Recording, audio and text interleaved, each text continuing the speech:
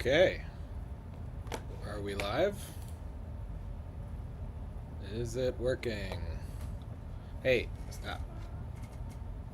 I think we're live.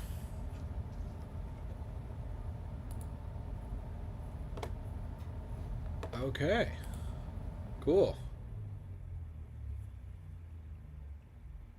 Testing, testing. Okay, I think we're live. Cool. Is there anyone here yet? No, there isn't. So I'm just figuring this out. Let's see here.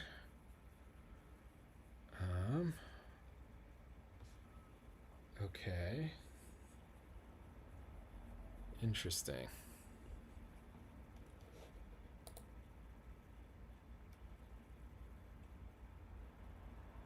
Cool. Okay. I think it's working. There's no one here yet. But I'm live. Capture moments. It's so funny. So this is the first time I'm streaming, and YouTube is sending me little reminders that are not very helpful about how to use this thing. Like, what is that? Start. Oh, I see. Okay, close.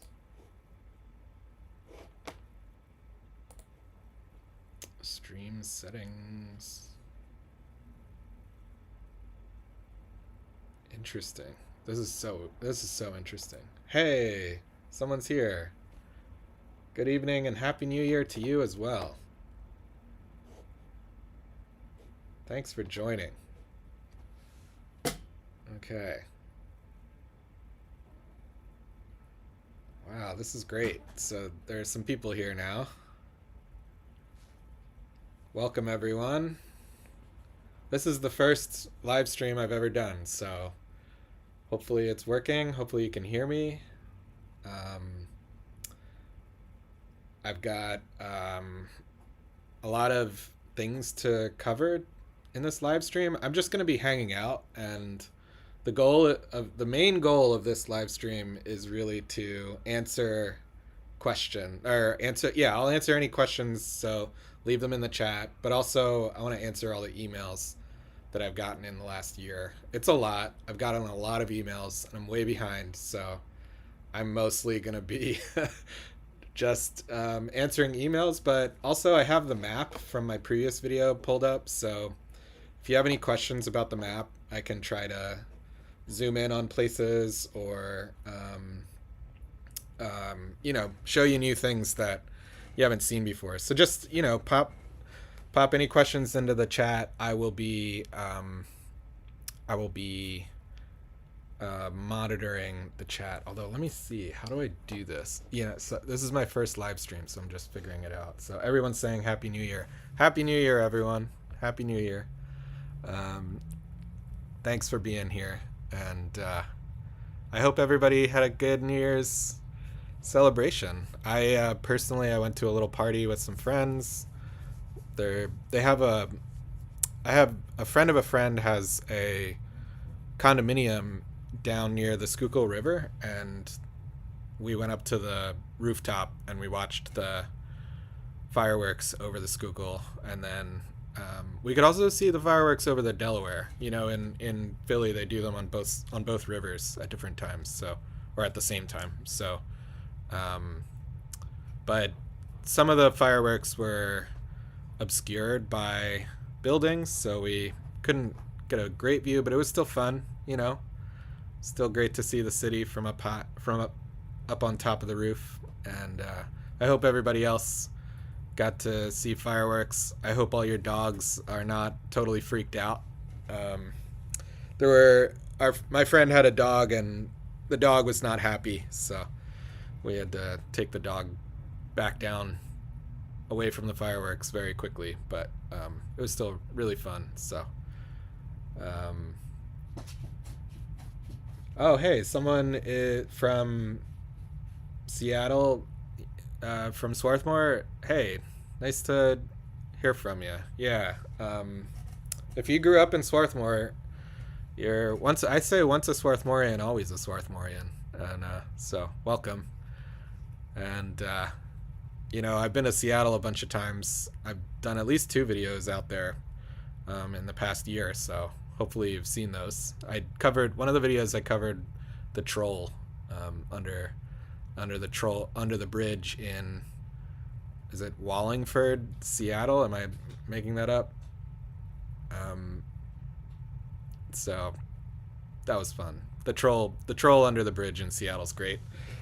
I also did a video on the Lenin statue there, but it was too controversial. I think the politics of that statue gets a little negative for people, and I didn't like the energy that was bringing to my channel. So I think I made that video members only, but yeah, Seattle's great. And I went to one of the videos I did there. I also went to I guess it was further down from the troll under that same bridge. There's a piece of the Berlin Wall. I don't know if many Seattle people know that there's like a little chunk of the Berlin Wall under the bridge down at the base of the hill where the troll is. So if you're interested in that, you can also go check it out. And then another video, I think I did 4 videos, maybe 3 or 4, but one of the videos that was the coolest was there's actually a Native American restaurant in Seattle in the Anthropology Museum, I believe. It's the museum's cafe is actually also a Native American restaurant, and you can eat flatbread and try out all the different Native American foods that they have on the menu, and it's really cool. And I really appreciated that just because I feel like in America in general, but especially on the East Coast, there isn't much Native American food. Now, some people rightly say that Mexican food and Latin American food is native food, and that's correct, but it's native food from South America, from Central America. It's from Mexico.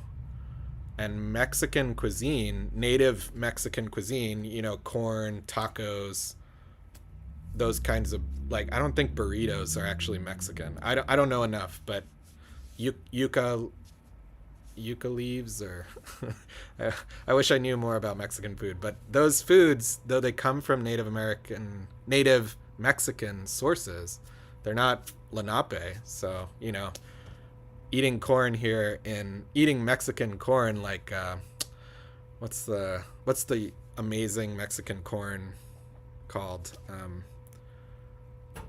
I'm forgetting what it's called. It's sort of evocative of what Lenape corn might have tasted like, but it's not Lenape corn. So I was very excited to go try Native American food in Seattle, made by people from that area, I believe. So that was cool. We need something like that in Philly. We need a Native American restaurant. Someone do it. Someone open it up. All right, let me see. Oh, you grew up exploring Crum Creek Woods. Yeah. Same here. A lot of Seattle people. Quite a few. Hey, welcome. Yeah, we've got the 250th anniversary of Philadelphia Freedom. That's true. It's coming. It's this year. This is the year. So, it's a great year to be in Philly. If you can plan a visit Philly this summer, if you're from Seattle or somewhere else in the U.S., definitely plan a visit to be in the city, because this is going to be an awesome year for Philadelphia. They've got so many events planned throughout the year already over by Independence Hall and all the colonial sites. Everything's getting revamped right now. They're in the process of finishing up renovations of Independence Hall and some other buildings in that area. They're building a new park, which is this amazing. I'm actually stunned that the city of Philadelphia is pulling this off. But they're building a park over I-95 to connect Market Street to the riverfront, and it's amazing.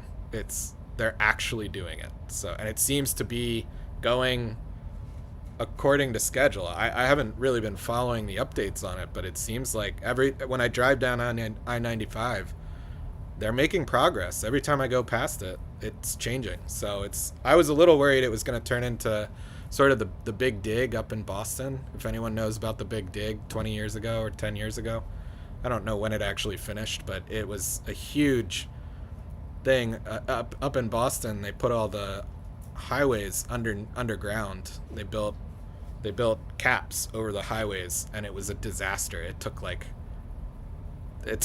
I don't know. It took, I want to say, at least 10 years to build the thing, and it was way over budget, millions of dollars. So, it was kind of a nightmare of a project up in Boston, and I was worried that this was going to be something like that, like the Big Dig for Boston. I was worried this project here in Philly to expand the park around Penn's Landing, and I guess it's Spruce Park. I don't really remember. I guess I can show you on this map. I'll show you where it is, actually. There, let's go. Where are we? Yeah, here you go. So, so this area from Market Street over to this basically this rectangle, they're putting a cap over this part of I-95. So eventually you'll be able to walk from Foglietta Plaza, which is where Dock Street comes into the Delaware, the old Dock Creek that I made some videos about. You'll be able to walk from there up to Market Street. And this set of blocks is more or less the colonial heart of Philadelphia. I mean, there are some other colonial things scattered around, but in colonial Philadelphia, this area was the main town. So it's very cool that they're going to be capping this and making a big park here. And I'm just surprised they're actually able to pull it off, because this city is notorious for, bad infrastructure projects. But so, yeah, come visit Philly if you can. It's going to be cool. And we'll see if they actually figure out a way to pull it off. Yeah. All right, let me see. Wow, I've got a lot of comments. Thanks for joining, everyone. This is amazing. For my first stream, this is really great. Thank you, everyone. And happy holidays, happy New Year to everyone. Let's see. The Eastern indigenous tribes were obliterated pretty quickly. That's true. I mean, 90% of the people were gone before the Swedish even arrived. The Swedish arrived in the 1630s, 1620s, 1630s. They took over from the Dutch, who had areas, they controlled. There was a fort that the Dutch had built somewhere over here. A Red Bank battlefield? No, wait. Somewhere here. I should know where it is.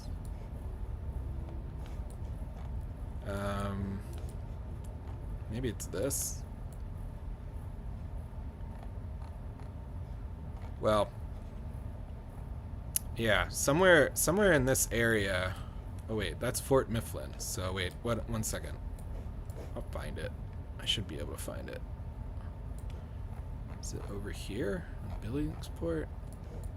I thought I had it marked on the map. Maybe I don't. But basically somewhere right around here, there was a Dutch fort that the Dutch put. I believe they wanted to put it here to gain access to the beaver trade across the Delaware, and they'd go trade with the Indians in what is now Delaware County for beaver pelts, and the Indians would bring the beaver pelts in from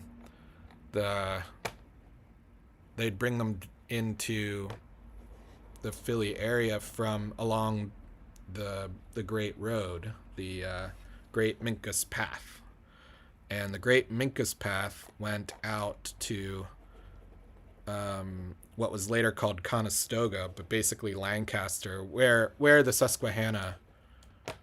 Susquehannock tribes lived.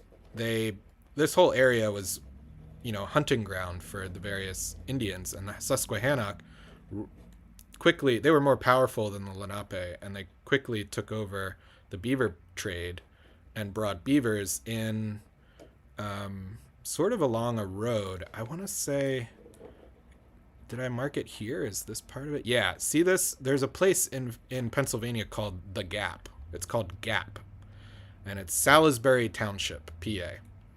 And this railroad has this bend in it because there's a hill, there's a ridge line that goes along here, and the gap is where the Minkus Path cut through the ridge line on its way over to Lancaster and the home of the Conestoga Indians, where they lived on the Susquehanna Indians. And so the Susquehannock would follow the Great Minkus Path down through the gap over to, along the Minkus Path over to this area and make trade with the Dutch who were in southern Jersey on the Schuylkill River. And then later, the Swedish settlers, the Swedish Empire, they were a major empire back then. They won the 30 Years' War, and so they wanted to undercut the Dutch in the beaver trade, and so they established the colony of New Sweden, which is now in Essington, and Governor Prince Park is what's left of this colony of New Sweden. And you can see the Prinshof is here, and the Prinshof was the governor's building, and it was this big colonial Swedish building. Basically what they did is by building the New Sweden on Darby Creek, they sort of front ran the Dutch in the beaver trade. The Dutch were over on the other side of the river, on the other side of the Delaware River. And so suddenly, the Indians were doing business with the Swedes. The Swedes kicked the Dutch out, and the Dutch went north to New York. That's kind of the general history. But when the Dutch arrived, actually even long before that, maybe even when John Smith was first around mapping out this entire area, John Smith, famously of, Virginia, right? He sailed up here and he did a map, and I don't remember exactly how the disease spread. May have already been spreading in the 1500s when there was a famous conquistador who he's probably responsible for a lot of the disease, but he landed in Florida. Where did he land? See, I have to mark all these places. Maybe this is it. Maybe this is why I marked this site, the Page Lanson site. Not exactly sure where he landed, but there was a conquistador who landed in Florida and did this amazing survey. He basically explored uncontacted tribes. He went north. They were looking for El Dorado and the city of gold. He thought there was gold somewhere up here. So he landed in Florida, went north, and basically did a big road trip across Alabama, Georgia, Alabama, Mississippi. I believe he made it all the way out to Oklahoma. Not exactly sure where he went, but in this big expedition in the 1500s sometimes, I think that's when, he released all these rats from his ship, and all this livestock and animals and people with gross diseases that the Native Americans had never encountered. And his expedition through the heart of the South was like this crazy super spreader event that released all of these diseases into the Americas, and there was it caused a massive plague that this is my understanding. If you're a historian, please correct me, but this is my understanding that this conquistador spread a plague through North America that wiped out 95% of people, and it's called the Great Dying of the Americas. You can look it up on Wikipedia. In fact, maybe I'll just show you. Let's see. Bear with me 1 second. The Great Dying of the Americas. Let's see.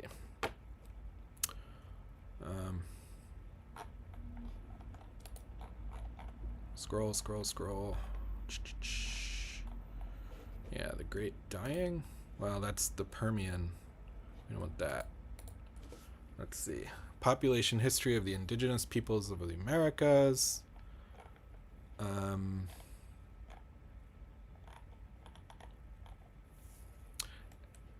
Using an estimate of approximately 37 million people in Mexico, Central, and South America in 1492.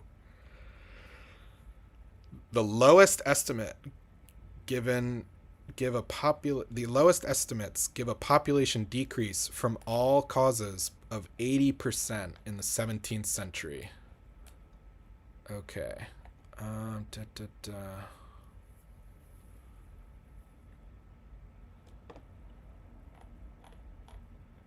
Now, smallpox, influenza. Yeah, it was pretty bad. I wonder if they mention exactly who this conquistador was. Maybe they don't. Estimates of the pre-Columbian population of the America in the millions. Look at this. Total, let's see. US and Canada, 2 to 3 million. Okay, but the latest estimate was 3.8 million people. That's a lot of people for back then in the US and Canada. So, yeah, we're talking millions of people died. At least, probably 3 million people, something like that. Look at this graph. So this is a population collapse in Mexico. In the year 1520, smallpox. 1542, Kokolitzli. 1576 in Kokolitzli, 2 million deaths. So this is all, it was a devastating plague. This is just Mexico. So just imagine in all of the South, in North America, millions of people died, and this is all before the European colonists really established themselves. This is all before John Smith mapped this area, and then the Swedes showed up, and then the Dutch showed up, and then the Swedes, and then the English. So by the time the English showed up and William Penn landed here in Chester, he landed here in Chester and then up in Philly in 1682. By the time he arrived in 1682, there had been over a century of plagues, around a century of plagues that had wiped out successive generations of the indigenous people. And so he was, just imagine if today, just imagine if 95% of all the people in the US died in a plague, and then an invasion of a far superior civilization showed up. Multiple superior civilizations, meaning technologically advanced civilizations, invaded your country after a massive plague of 95% of people died. I mean, it would just be devastating, right? And that's what happened to the Native Americans. So yeah, it's pretty, they were wiped out. They didn't have political power. They were already a population struggling to recover from this multi-generational plague. Their societies were devastated, and they then were invaded, and yeah, it was pretty grim. So, all right, let's see what else. Jeez, thank you everyone for these comments. It's awesome. Yeah, go Yingling. The porter is good. Okay, colonists. I like that. Have you been to the old? I sure have. Oh, in Wilmington. I have to explore Wilmington a little bit better. So no, I haven't been to the old Swedes church in Wilmington. I will make sure I'm doing that. I'll have that on my radar. Let me see here. Do you know where it is? Um, I guess I could search for it. But here's the thing: I don't know if I'm gonna dox myself. So, you know, I don't really know if I can search too well for stuff. Cause here, let me do this in another window, and I'll be right back. 1 second. I just don't want to dox myself completely by searching for something and then old Swedes. Okay, got it. Very cool. Let me save it to my map. Good. Okay, so here's Old Swedes Church. I've now put a marker there, so I will be visiting. Look at that. And I bet there would have been a settlement right here, Native American settlement on this peninsula. I wonder if any archaeology has been done. You know, Babiar's Park, right where the Brandywine Creek comes into the Christina River. Yeah, the Christiana River, as it used to be called, right? Cool. Thanks for the tip. I'll go visit Old Swedes historic site. I'm assuming that's what you meant by Old Swedes Church, right? So, yeah, I'll go check it out. Let me see here. Anyone else think of the old jingle? Fall into the gap. I'll have to look that up. I don't know that one. Okay. I don't feel so bad about it now. If I'm not. Yeah. No worries. I'm going to do anything. Fort Ligonier. All right. I'm sorry. I have to Google all these places. I don't know where that is. So here we go. Let me do this. Actually, I'm gonna. I'll zoom out. Okay, so you can see. So you can see I made all this. I have this map of ancient places, and I made the icon a sun. Now it doesn't show up too well here, so let me change the map. Does it still show up? Oh, and now on this version of the map, they're all little blue thingies. Right, there we go. So this is the full map. So yeah, I'm gonna have to do some Googling of stuff, and I'll do that in another window. I'll just anything you want me to put on the map, I'll do this in another window, so I'm not gonna dox myself. Wouldn't that be funny? On my first live stream, I just give out my address and everyone can see where I live. That'd be great. 1 second. So, what was it called? Ligonier Church? Ligonier? Hold on. Gosh, I am not doing this well, am I? Here we go. Dun, dun, dun.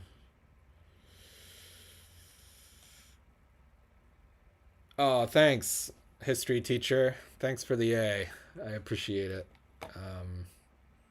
Yeah, I wasn't. It's funny, when I was in high school, I think I was a pretty good history student. In high school I had a history teacher. Shoot, what was his name? One of them was Mr. Adams, and then the other one, I forget. But I went to Strathaven High School in Delco, so if you know the history teachers there, it began with Mr. Walden. Yeah, Mr. Walden. I really liked him. He had such a good way with words. I was actually in history class when 9/11 happened.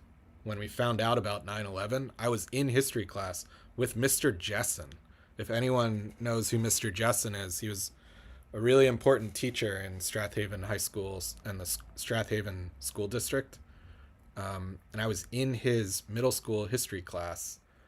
And it was just one of the most incredible things because Mr. Jessen he had a, I guess as most history teachers do, you have like an understanding of current events that is very special. And so I remember when 9/11 happened, I was in 7th grade, and Mr. Jessen just flat out told us, he said, look, the world has now changed. You live in a different world than the one you lived in yesterday. And I've never forgotten that. It was the most amazing, I mean, horrifying, but very powerful way for him to just very clearly say, look, the world is now different. You know, as of this morning, when 9/11 happened in New York, everything is different now, you know. And it was an amazing thing. So thank you to all my history teachers. I hope I was a good student, but thanks for the A right now. Let me see. Rancocas Creek near Marne Highway and Creek Road in Mount Laurel Township. Okay. State Green Acres Program preserved maybe 100. Okay, wow. 175 acres is not bad. That's a great amount. So thanks to them for doing that preservation work. Let's see. Perhaps those Carolina Bays event. Carolina Bays event also had something land there many moons ago and uplifted some sandstone outcroppings. Maybe stomping. Okay. Stomping grounds of many generations before European ships ever. What's the Carolina Bays? Are you talking about? Oh, are you talking about those strange rock formations? They're like circular ovoid ponds, right? Is that what that is? I think I know what you're talking about. There are these weird. There's this strange geological formation. They're called Carolina Bays, but they are very widespread, right? Carolina. How do you spell it? I'm so bad. Carolina Bays. Yeah. Yes, I know what you're talking about. These. So it's very weird, but on the lower. So this whole ArcGIS. I just want the map. Oh, I hate when websites do this. They make you click a million things. Look at all these little spots. So when you zoom in, this is just what? It's North Carolina, but this whole area of the South is filled with these weird little circular. They're like, some of them are lakes, and they're only a couple meters deep, right? Like they are, or a couple feet deep. They're very shallow, often, I believe. But in the ground across the South, along the coasts, are these, and they're all this sort of this oval shape, and it's very weird. I think there are tons of conspiracies about these, but you can just see they're all like circular or ovals, or and they're often just below the surface of the ground, but some of them are lakes, and you can see the. Let's see. Let's go back to. So. You know, you get a sense of what they look like when they're in. This is what they look like from the ground, but you can see even in this one, the lake is only part of the whole ovoid. Very weird, very weird. And I think there are tons of theories about what these are. I think they're probably, I mean, they're not man-made. They're some sort of natural geological process, but people don't know about that. Thanks for pointing that out. I not many people know about these, the Carolina Bays, at least not up here in PA. I think I happened to see a YouTube video or an article about them once because they're so strange. I was like, what is that? You know, like, look at this.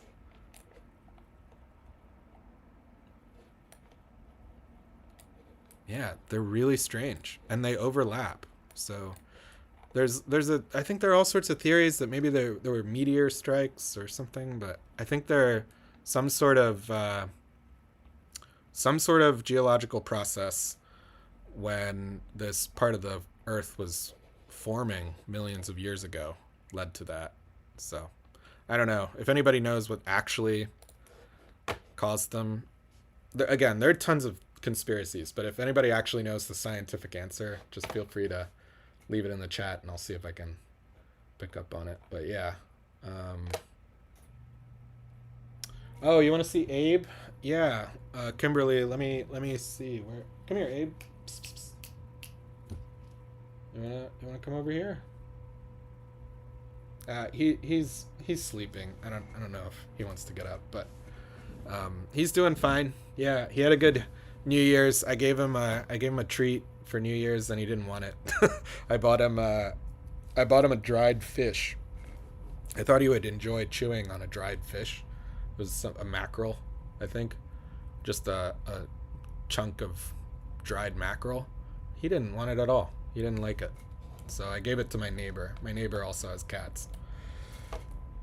But yeah, Abe doesn't like dried mackerel, I guess. Okay, let me look at more comments. I hope you have a great evening, Kimberly. Take care. Legionnaire is a town near Pittsburgh. Oh, okay. I'll find it. I'll try to find it.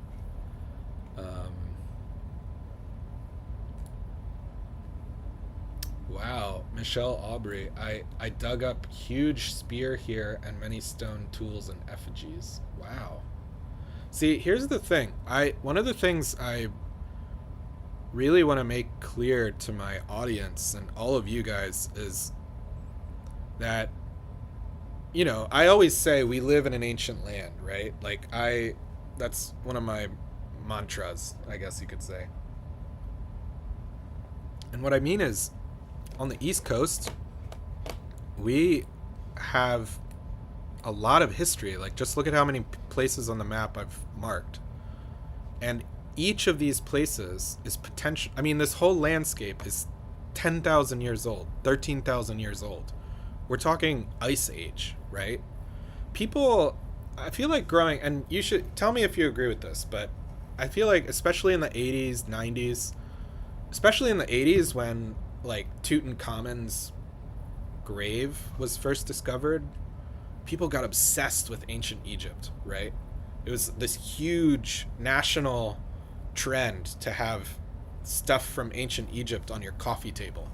I remember going to my, grandma's house, and she had, in Northeast Philly, and she had like a little a little sphinx or an obelisk, a decorative little tchotchke of an obelisk on her coffee table, and like a book of Tutankhamun, and pictures of all the gold they found in a tomb. I mean, how old's Tutankhamun? Let's just see. Tutankhamun. I bet he's not even. What? I bet he's like 3,000 years old. Let's see. 1,300 BC. Come on, that's nothing. 1,300 BC. That's like. That's very, very recent compared to the history in Pennsylvania. I mean, 1,300 BC. That's 2,300 years ago. That's 2,000. Okay, let's just put this in perspective. When the people who were living at Minisink, okay, we're talking right up here. Is that Minisink? No. Where's Minisink? Here we go. Okay. There were people who were camped somewhere in the woods, like right here. Somewhere in the woods, there's a campfire. And there are people who were camping there 13,000 years ago. Let me put that in perspective. If you say 13,000 years ago, okay, is this large? Tutankhamun was 2,300 years ago. So let's imagine you go 13,000 years ago, and then 2,300 years after that is when we are alive right now, after Tutankhamun. That's still, for the people who are camped here, that's still 10,000 years ago. Like, I hope you understand what I'm trying to say. I'm saying 13,000 years minus 2,300 You're still 10,700 years ago. That's an amazing, like, and for us, Tutankhamun feels ancient. That feels, growing up in Philly at least, and I feel like in America, in the 80s, 90s, 2000s, we thought of Egypt as very old. Like, I think we still think of Egypt as ancient, right? We call it ancient Egypt, or the Greeks, ancient Greece, right? Those places are not old compared to the stuff we have around here in Philly. Like in Pennsylvania, New York, Boston, you know, Washington D.C., all the whole of America. This whole area is so old. It's crazy. I think we just don't realize it, and we get obsessed with these trends when these very flashy archaeological discoveries are made in other countries, like Egypt or Stonehenge. I think Stonehenge is legit old compared to Tutankhamun. Let me guess. Stonehenge is, I'm gonna guess, like 4,000 years ago. Stonehenge. Not 4,000 BC, 4,000 years. So maybe 2,000 BC? Maybe it's 4,000 BC? Oh, 3,100 BC. Okay. See, 3,100 BC, so 5,000 years ago. 5,000 years ago that's pretty old. That's legit. But compared to what we have in America, I mean, it's tens and tens, you know, not tens and tens, just 10,000 years old is much crazier. And I feel like we get obsessed with Egypt, we get obsessed with Stonehenge, we get really enamored of the ancient Celts and all of the stuff and it's partly because we have those are the places in our ancestors past, right? Like where I'm half Irish. My Irish family is so into ancient Ireland and all the what are the domes, those dome temples that in ancient Ireland, and the druids of ancient Ireland. It's really cool. But because of that huge plague that I was talking about at the beginning of the stream, 95% of the people who lived here are wiped out. We don't know about the ancient past that was here, and that's way older than the Egyptians and the ancient, we're talking like basically older than Sumerians, older than all of the stuff that we consider ancient history. I mean, that's just very recent compared to some of the things that are in Pennsylvania. I mean, the Meadowcroft Rock Shelter over here by Pittsburgh, it's 16,000 years old, I want to say. Something like that. Okay, that's not helpful. I'm going to dox myself accidentally if I click on stuff. But yeah, the Meadowcroft Rock Shelter is 16,000 years, something like that, right on the border of Pennsylvania and Ohio. So yeah, I think we just have to do a better job of realizing that this place is very special where we live, where we come from. We just don't know because all the people who were native to this area who could have told us the history of these places, they're all gone. They all died in a big plague called the Great Dying. So it's very sad. All right, let's go here. I mean, I will say, I do want to also quickly say, like, the Lenape are still here, right? There are Lenape here. They can tell us. And in this year, one of the things I want to do this year is I want to go find and make contact with Lenape groups legitimately to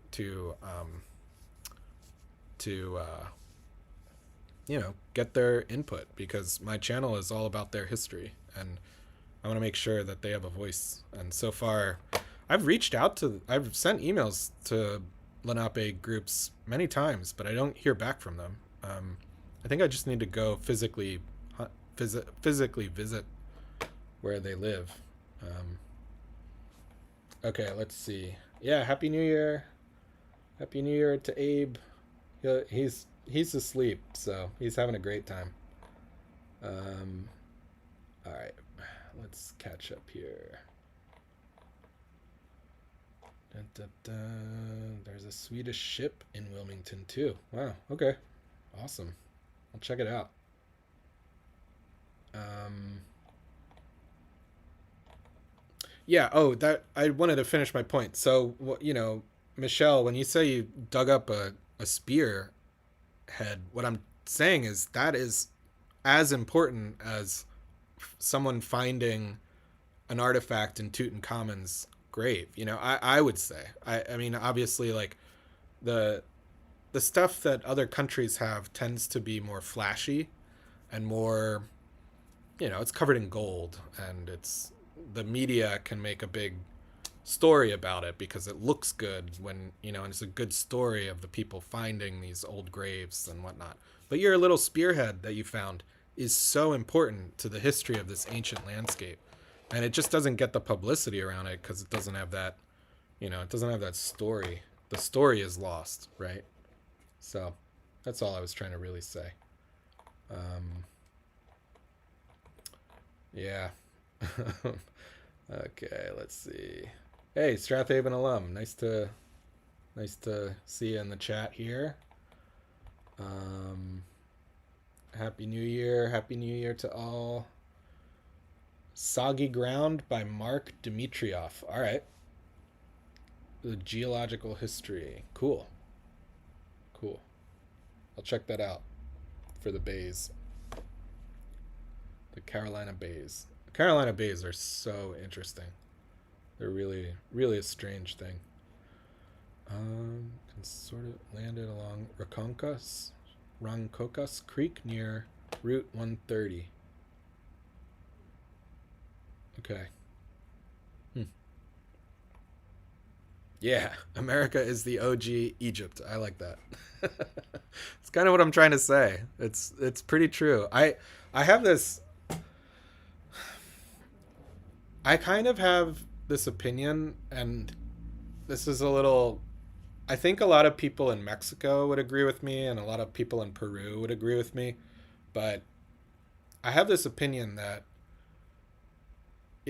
when we in the West, we learn a lot about ancient Greece. Like I studied philosophy in college, and we studied the ancient Greeks because that's where Western philosophy begins. But other cultures were doing philosophy thousands of years before that, right? Like there were Hindu philosophers doing philosophy and science and astronomy long before that. And but the point is, I know a lot about ancient Greece, and I have a good understanding of what the ancient Greek civilization was like in terms of their material culture, how advanced their technology was, how advanced their science, their understanding of the stars, and their understanding of what things are, right? Like scientifically, how do things work? Their engineering.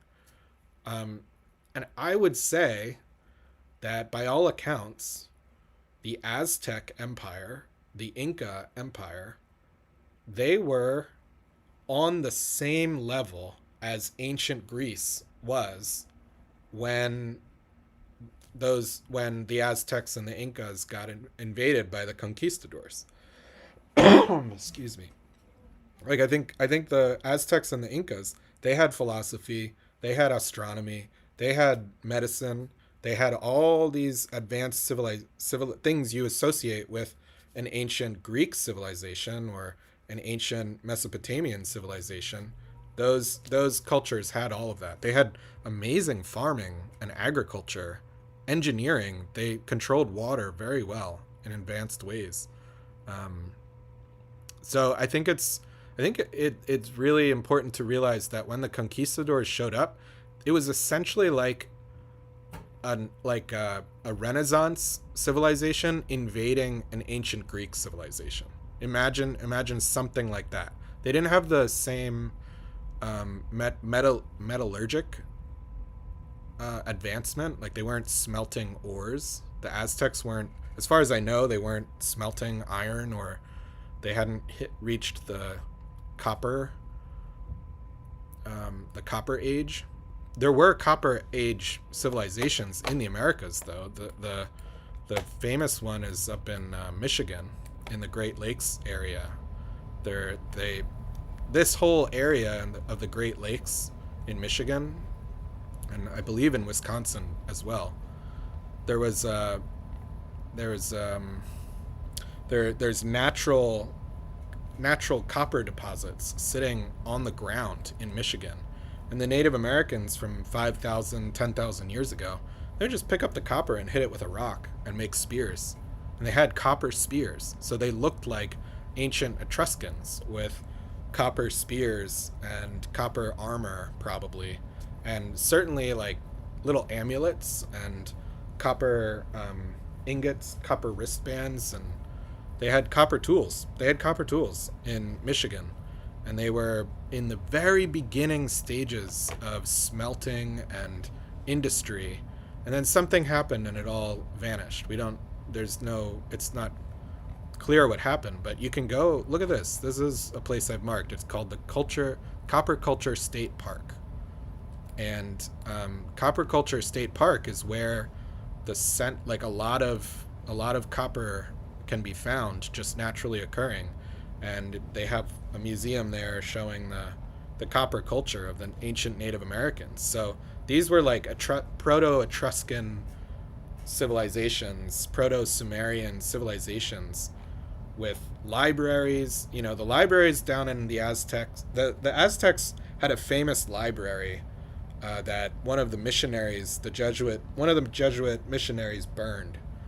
And he burned the Aztec library because he didn't think the native language or culture was worth preserving. It was a huge loss because that library was sort of like the Library of Alexandria, in that it was this collection of native cultures from hundreds, if not thousands of years of oral tradition and philosophy and politics and science and observations of the stars, and all of this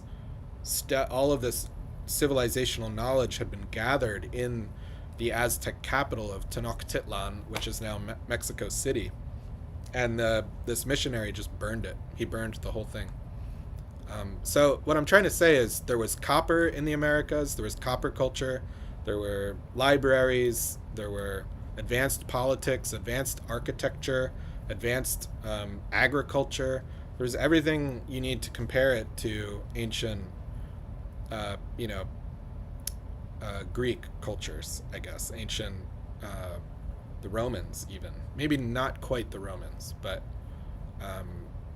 because the Romans, they really took engineering to another level. But so this is my opinion. I'm just sort of throwing this out there, that I think it's very important to realize how advanced these cultures were. So yeah, so when you find artifacts in the ground in Pennsylvania, you're finding artifacts from like an ancient Greek style culture or something like that, right? Like a proto civilization, the beginnings of what could have become a civilization, given another couple hundred or 1,000 years ago. They would have had they would have built more pyramids like they built in St. Louis and Cahokia, the Grand Pyramid of Cahokia. What's it called? Monk's Mound? Monk's Mound, this place was you can see this, there were several mounds. This was an ancient city of tens of thousands of people lived here in ancient times. And Monk's Mound is the most famous. It's a huge mound. Let's see. But it was basically a pyramid. There it is now. So it's slumped. So, oh hey, look who it is. We have a visitor.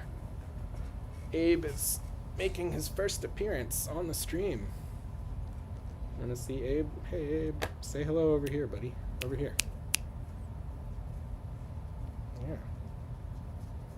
So this is my cat. This is Abe. He's very snuggly and cute. He likes to be the center of attention. So whenever I'm talking, he starts getting interested in what's going on. So, yeah, he's having a good time. He's definitely doing well, and he's on a diet, so he's been losing weight. I think he's doing better. His breathing's better, his health is better. So, So yeah, here's Abe, and we'll talk about Abe more. Let's see. Let's see if any comments come in for you. Yeah, I agree that the history of the past here was intentionally destroyed. It's true. But what can you do? That's the thing. I don't want to like spend. I don't want to, belabor the point that we have ancient things here in America and that it's, you know, I don't want to be too negative, right? Because it can get pretty depressing and grim if you think about this stuff for too long. So I'd rather celebrate what we do have and try to preserve it. So, we got to acknowledge the dark history of the past, right? But we don't have to mope about it. So we'll we'll do what we can. We'll do our best. And just for my own mental health, it's often best to focus on the positives. So anyway, there's Monk's Mound, Cahokia. I'd love to visit Cahokia someday. It's definitely on the bucket list. Let me see if I can, just to show you how cool it looked, though. Let's check out Monk's Mound. Here's what it looks like today. So it's pretty big. It's pretty big. It's still big, but it's made of earth, and it's slumped over time. Like, it's called slumping, and it's reduced in height. So it would have been much taller in ancient times when it was built. It was built around. So by okay, it was built around 1,000 years ago. No, 1,000 CE. Yeah. Is that right? 1,000 years ago?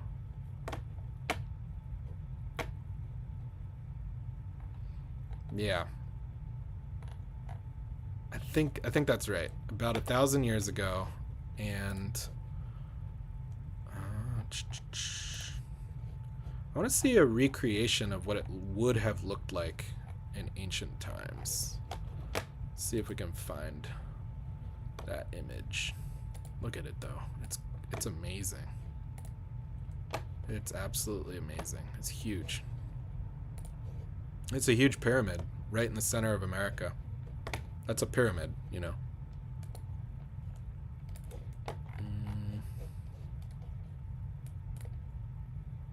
Here you go. This is what it would have looked like in ancient times. Look at that. Isn't that crazy? That's a huge pyramid right outside St. Louis. That's what it would have looked like 1,000 years ago. I think that's nuts. How many people know about this? How many people know that there's a massive pyramid outside of St. Louis in the center of America? That's not Mexico. That's not Mexico. That is St. Louis. I think we think of the Maya. Yeah, you're right. Like the Mayan first America, then went Middle East, then back. Something like that. But this is America. This is 1,000 years ago. So this is when Europe was in a dark age, quote unquote. Western Europe, right? Of course, the Middle East was cooking, and the Middle East is how we have all the ancient Greek literature to begin with, and the ancient. So it was really just Western Europe was doing a dark age, but when Western Europe was doing the dark ages, Cahokia was cooking with gas. I mean, look at that. That's a huge pyramid. It's crazy. How many people know about that? I wonder. Yeah, cats are the best. Cats are excellent. I agree. I agree. I like dogs too. Don't get me wrong. I do like dogs, but was Abe a mink in a previous? You mean mink as in like a mink cat, or a mink as in like the animal, the mink animal? I don't know. You want to come? You do this thing. He does this thing. You can't see off screen, but he's on the edge of my desk. You want to come back up? Here. Come here. Okay.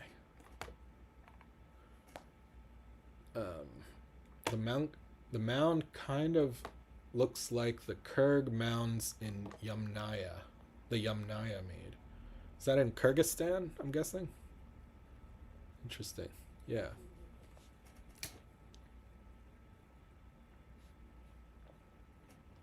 It has the shape of Mayan and Incan temples. You know, I believe this is true. Correct me if I'm wrong.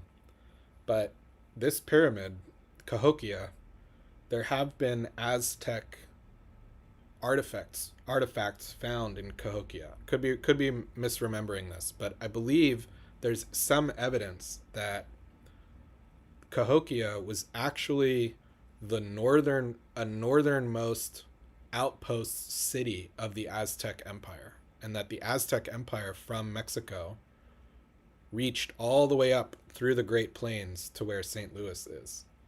I believe that's true. I could be wrong, but there's more pyramids here than in Egypt. Well, I'm not sure about that. I don't know about that, but we were taught that this continent started when the Pilgrims landed on Plymouth Rock, right? Yeah, we were taught that everything started at Plymouth Rock. It is really crazy what we were taught when we were growing up here. Like just realizing how wrong that is like it makes me want to go back to my grade school teachers and go to those PTA meetings, right? Just be like, what are you talking about? Why are you teaching our kids nonsense, you know? Well, it's just because people, we don't, I can't tell if it's that we don't care or we don't know or both. Like, why don't we teach this stuff, you know? We really, it's so strange. It's our own history. We're like, I was born in Delco, right? I had no idea Delco was so old. I never knew about the Broomall rock shelters growing up in Delco. Thousands of years old, this rock shelter just sitting there and next to 476. Drove by 476 all my life, 30 years before I found out about the Broomall rock shelters.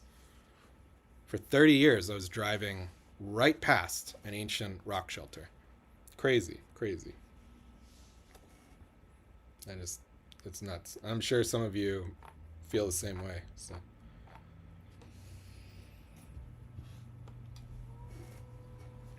Yeah, cats are great. I'm glad someone knew. Lucky Horse, I'm glad you knew. That's good. I'm glad some people know. It's just most people don't. Alright, anyway, back to the fun stuff. Let me close all these tabs. Streaming. You don't need this, don't need that. We're the Carolina Bays. Okay, buddy. See, he gets restless. Why are you doing this? Do you want to go or do you want to stay? Huh? Now he's purring.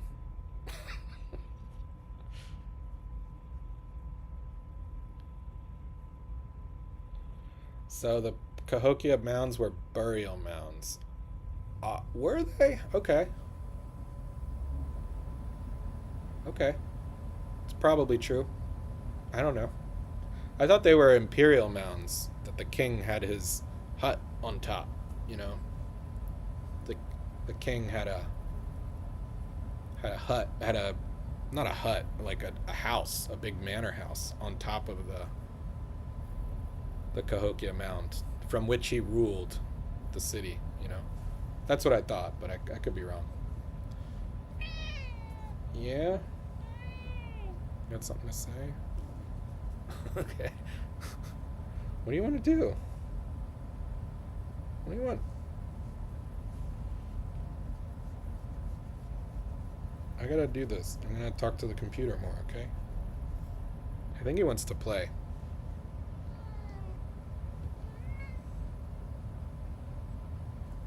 Yeah, you want my attention, but I'm gonna... You can either sit quietly and hang out with me, or you can go play. What do you want to do? You want to sit? Okay. No? No. Alright, he wants... He wants attention, but we got a task to do here. Look, I've been yapping for an hour and I haven't even done the thing that I wanted to do. Let's close all these tabs. Let's get to emails. I'm gonna zoom back out here. So yeah, you're welcome to hang out. Grab a if you drink coffee this late, you're nuts. But grab something warm to drink. I'm gonna be sitting here for quite a while, probably. Well, we'll see until I get tired. So at least another hour and a half, something like that. So sit back, relax. I'll just be chatting. I'll keep an eye on the chat. So drop some info in the chat if you or questions or whatever. So, and then, but for the most part, I'm gonna be answering emails that you've all sent me. So, okay, 270 bodies were found in the mounds. Oh, okay, wow, that's incredible. But okay, were those bodies? See, this is the thing. One thing is, with some of these mounds, right? And this is my understanding. They're massive features in a flat landscape, right? Like all of this area, this whole part of, well, really, like once you get out past Chicago and once you get into Illinois and Missouri, I mean, this whole area is more or less the beginning of the Great Plains. It's very flat, right? And out past Indianapolis. So you got to imagine these mounds were massive earthworks in the area, and ancient structures, just when they are so prominent in an otherwise flat landscape, they draw attention. So, successive generations of people would have maybe buried their dead on the mounds or in the mounds just because they're special places. But I guess my question to you is, do you know if the 270 bodies that were found in the mound because they were originally placed there when the mound was built, or were they found later by other generations who thought of that place as a special place and then you want to bury your dead in a special place, right?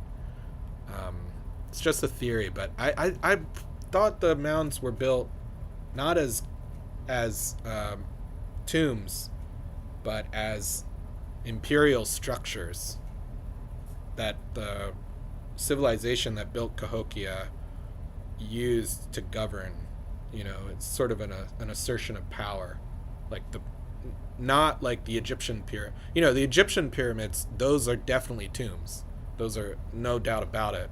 There are tons of conspiracies out there, but they are tombs of the ancient pharaohs, right? That built them. There's sort of like who can build the biggest tomb competition. That's what the pyramids were in ancient Egypt. But this Cahokia mound, is it that? I want to know.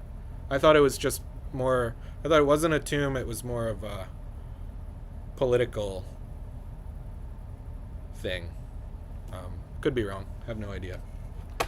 Thanks for pointing out that there were 270 bodies found in them. Giants. I don't know about that. Giants in them, maybe. Yeah, Abe made a good point. That's true. Before he left, he was meowing. He had a good point. So, yeah, okay. Very similar to the Yamnaya. Let me look that up. You keep saying. Before I start emails, I'll do this. Yamnaya. Let's do Yamnaya Pyramid.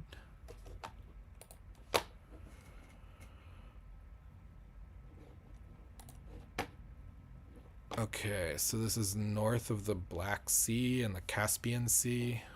Gotcha. Something like that? Whoa, look at that. Oh, wow.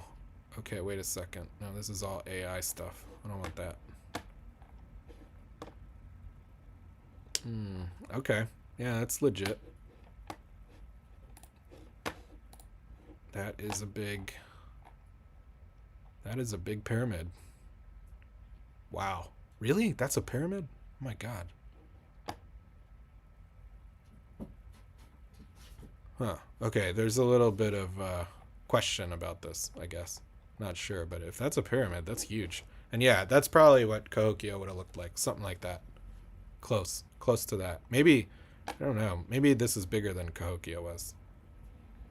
But very similar. Yeah, if I'm looking at the right thing. So, Yamnaya. Interesting. That really is. I hope I'm looking at the right thing. Maybe, maybe not. Oh, look at this. This is an interesting...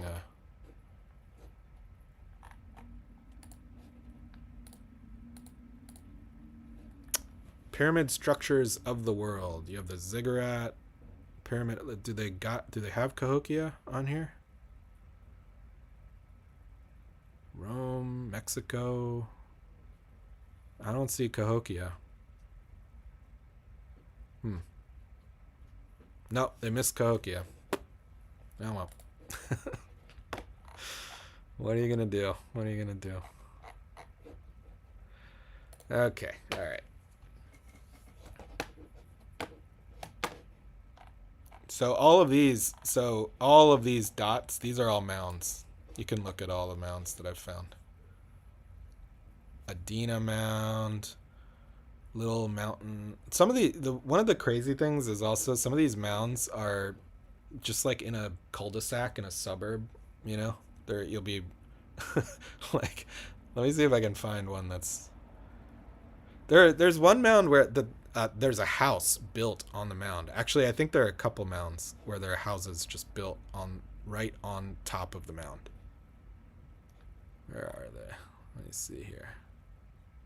Yeah, like here's one. Check this out. Let's go. Wait, come back.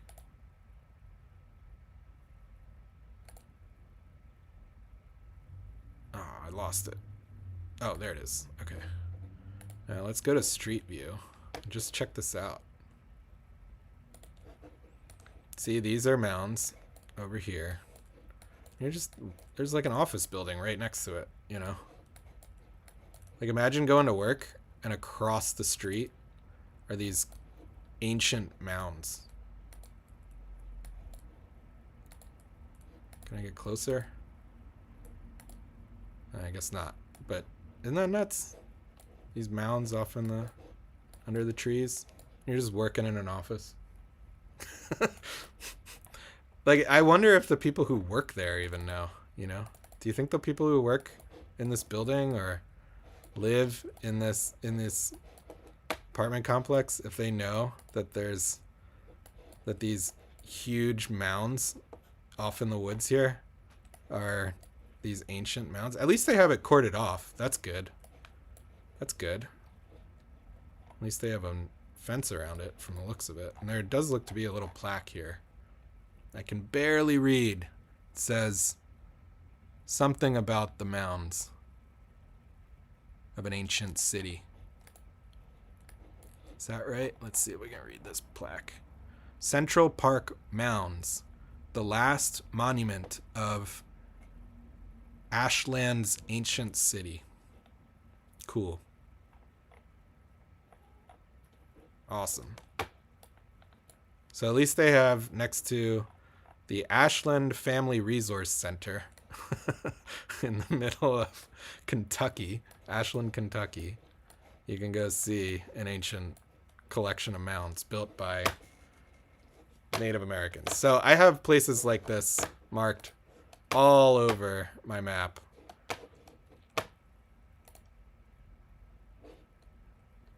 Yep. I have places like that marked all over my map. You can look at them and check them out. All right.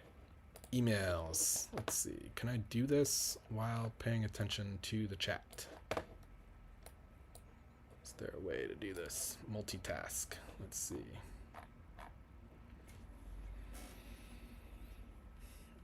Ley lines? Ley line maps? Yeah.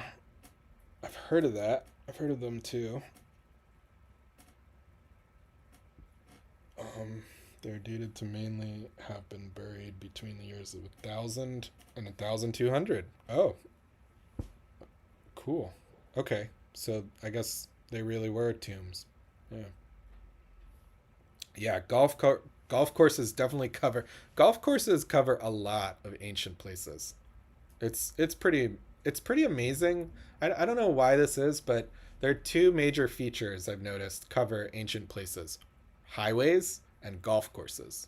Those tend to be the two things in the modern world we like to build over our ancient places. We just bulldoze them, and that and probably a bunch of houses. Like I think up in Doylestown, the Doylestown area has some definitely has some developments over ancient places, and the developers don't care. They don't care. They just want to build the house. So, um, okay. Da, da, da. How do we do this? Let's see. Cool, cool. Thanks again, everyone, for joining. I mean, this is amazing for my first live stream. I'm so thrilled to have all of you online. There's over 150 um, views overall, and at least 30 of you are hanging out. There are at least 30 people here, so thank you. Um, it's really special. Happy New Year to everyone. Happy New Year. Thank you for joining. Um, and let's see. I do want to answer emails, but now that I honestly didn't know if I was going to get such a big audience. Now I feel like maybe I shouldn't do emails right now, because that's going to take my attention away from you, and there are 30 of you here. So maybe we can talk a little more about whatever else you want to see. Let me think. Oh, Serpent Mound. Yeah, Serpent Mound is definitely on my list. Crazy. I mean, Serpent Mound is now part of the UNESCO World Heritage Site. Last year, meaning 2025, I believe in 2025, this whole area was designated a UNESCO World Heritage Site, and the Serpent Mound is the central piece of that, as far as I'm aware. Let me see if I can find it. Where is the Serpent Mound? You coming back? You're developing a little routine here, aren't you? Whoa.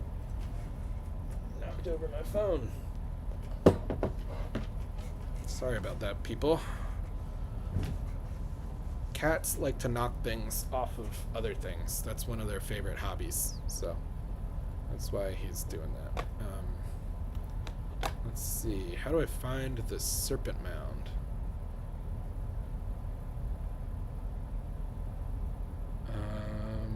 Yeah. All right. Emails can wait. I agree. Let me see. What are these ley lines? Dude, you're squirming around. Can you just chill? Stop squirming. Alright, I'm going to look up the Serpent Mound first, and then we'll do the ley lines. Serpent Mound. Is that in Ohio? Really? Oh, wow, yeah. It's in Ohio. So check this out. This is a huge mound in the shape of a serpent. It's incredible. It's so beautiful. Really? Is it on the Ohio River? I mean, most of these mounds are on the Ohio River. The Ohio River was a major... Yeah, look at that. South of Columbus, near Dayton. In Cincinnati. Wow. I have to visit Cincinnati. I actually have a lot of coworkers in Cincinnati. So I'm definitely going to visit there at some point. It would be a dream to do a road trip around all these sites that I have on my map. I didn't realize the Serpent Mound was so far east. I thought the Serpent Mound was more south and more west. That's really cool. So let's look at some more pictures of the Serpent Mound. I remember, I'll say this, I remember just 3 years ago, no one knew about this stuff. At least in my immediate circle, I would tell people about these mounds and Cahokia and the Serpent Mound. No one knew what I was talking about. Here's what it looks like. So it's a huge serpent with a curled tail eating what they say is the sun, right? I believe that's what it is. It's supposed to depict the sun. A serpent eating the sun. How they know it's the sun? Beats me. I don't know. Let me see. I'm looking for a better picture here. There you go.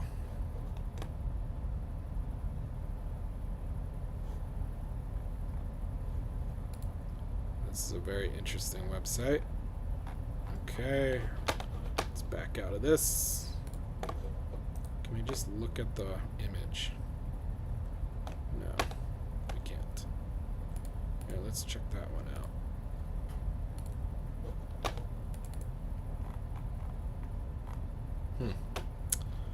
Man, it's hard to find an image. What's up? What's up, buddy? When is this? This looks like an older photo. Here we go. Here's a good. This is an older photo. There you go. So you can see the curled tail here, and then the snake, and then the sun. Amazing. I mean, absolutely incredible. Think of all the hundreds of people, generations probably, that it took to build this, you know. And the coordination. I mean, it could have been one person, but probably wasn't, right? Probably wasn't. I'm glad this one at least, I'm glad this one at least isn't completely destroyed by a road. There's another Native American site up in, I think it's up in Montana, that it's a mound of a man, and the man, who, of course, they built a road right through the man's legs. It's so bad. Let me show you this. It's so disrespectful. I can't believe it. Is it in Nebraska? Let me Google it. 1 second.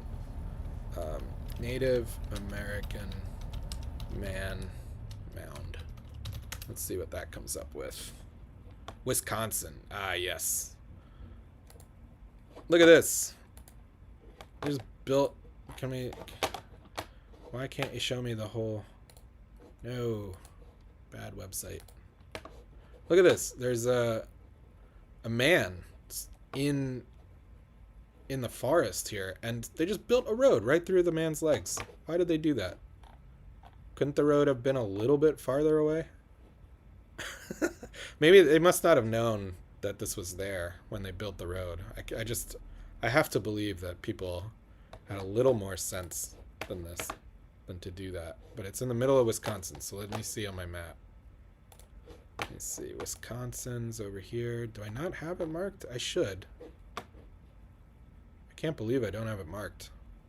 I've definitely checked it out. Just goes to show you my map is a little incomplete. Although, if I zoom out, and then I zoom back in, will it appear? Yeah. So something's wrong with my maps. So here's Man Mound Park. So it's marked on this map, but not on the other version of my map. I don't know why. But yeah, so there's an ancient map. There's a man. If we zoom in, can we see him? Yeah, you can see his legs. Look at this.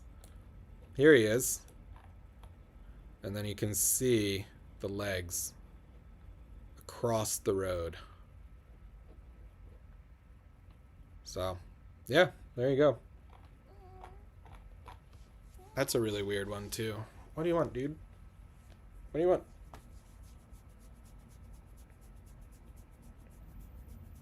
You want to face the camera a bit? Look over here.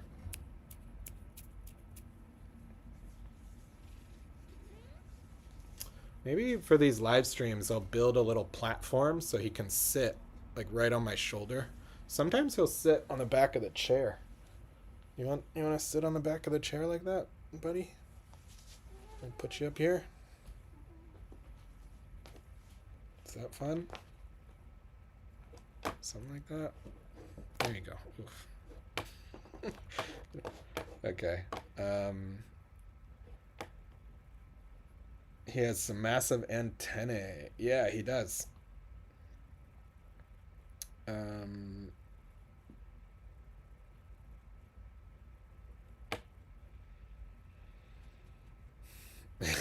Yeah, must have gotten many channels.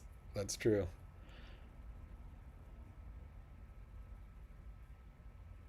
Hey, Happy New Year, Atlantic City. I love Atlantic City. It's awesome there.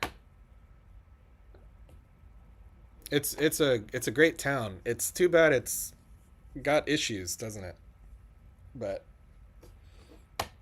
really appreciate it. Hello from Philly. Um, yeah, yeah. Abe, he does want to protect me. That's true. You're probably right about that. North of the, I've marked another Indian mound here. Let's see. Kingsley Bend Indian Mounds. So there are some more Indian mounds here in Wisconsin. But let's go back. You can see all the mounds. I mean, there are just so many mounds across the U.S. Here's another Indian mound park that I've marked. Amazing. There are just so many more that I haven't even marked yet.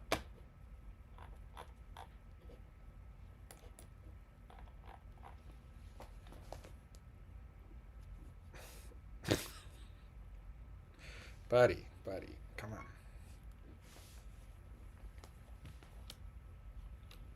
I don't know if you can all even see him. Let me angle the camera down a little more. Does that work? You're stealing the show, man. He likes to be the center of attention, so that makes sense. That makes sense.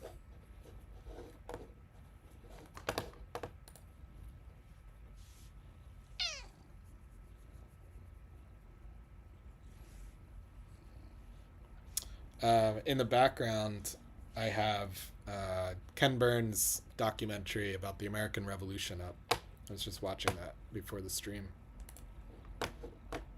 In case you were wondering. That's what I've got going on. Very exciting evening. It's a great documentary so far. I'm really enjoying it. Highly recommend. It's on PBS if you haven't seen it. When you understand Seshat ISIS, you can understand everything better when it comes to this. All right. Check it out. We shall check it out. Mound building has to do with Seshat, as the ancient Egyptians attributed the knowledge of aligning the buildings to specific stars to her. And you mean ancient Egypt? Okay. Gotcha. Yeah, Isis. Ancient Egypt.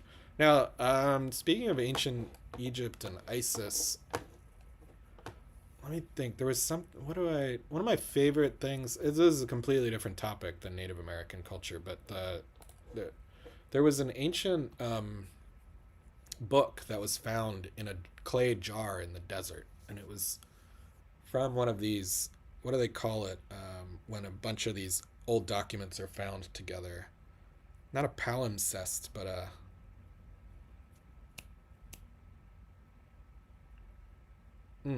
what's it called? Huge. But it's there was this beautiful poem to the goddess Isis. What's it called? And it has this amazing title, like The Cry of, let me think, how would I Google this? Ancient poem to Isis.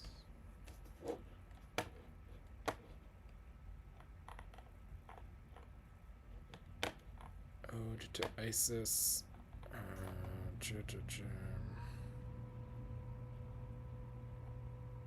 I think I'm right. I could be wrong. Maybe I'm wrong. Hold on. Let me find it. Ancient.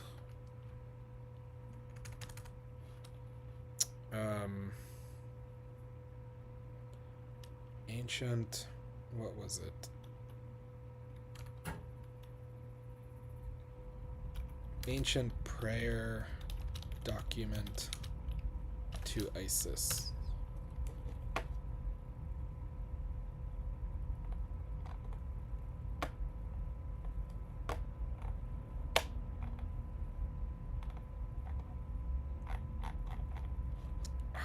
Oh, a codex. That's what it is. It's called a codex.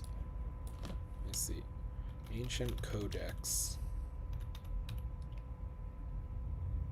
ISIS.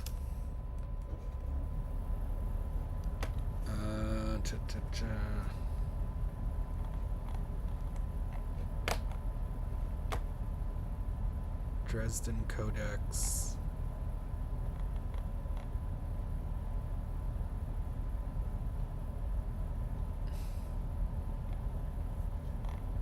Gosh, I wish I could remember what this was called. It's so cool. Let's see if AI can help us.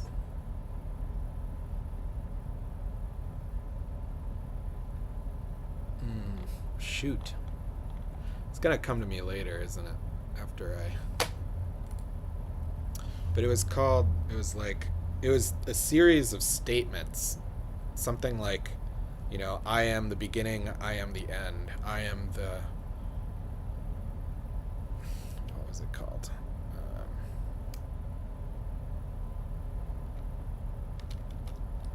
Let me just... I am the way. Thunder Perfect Mind. There it is. Yes. Check this text out. This is an ancient text called Thunder. Ah, come on, stop. Thunder Perfect Mind. Oh my gosh. Just get ready for this. If you haven't heard about this, this is really amazing. What? Come on, come on. Here you go. The Nag Hammadi Library. Basically this old book, it's called the Nag Hammadi Library, was found in the desert in Egypt. Can I zoom in? Why does it have to be so small?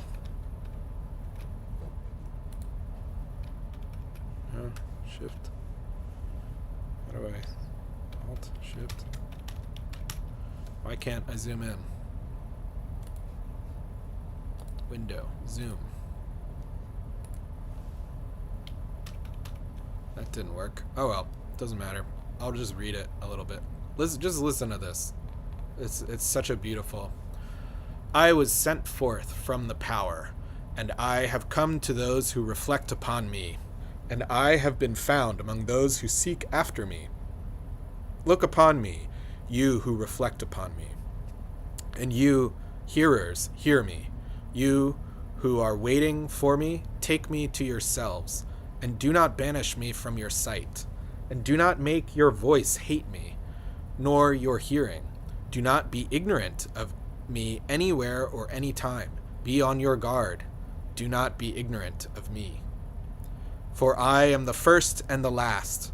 I am the honored one and the scorned one. I am the whore and the holy one. I am the wife and the virgin. I am the mother and the daughter. I am the members of my mother. I am the barren one, and many are her sons.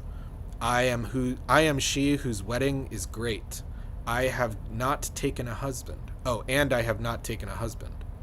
I am the midwife, and she who does not bear. I am the solace of my labor pains.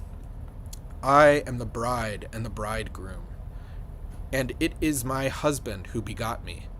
I am the mother of my father, and the sister of my husband, and he is my offspring.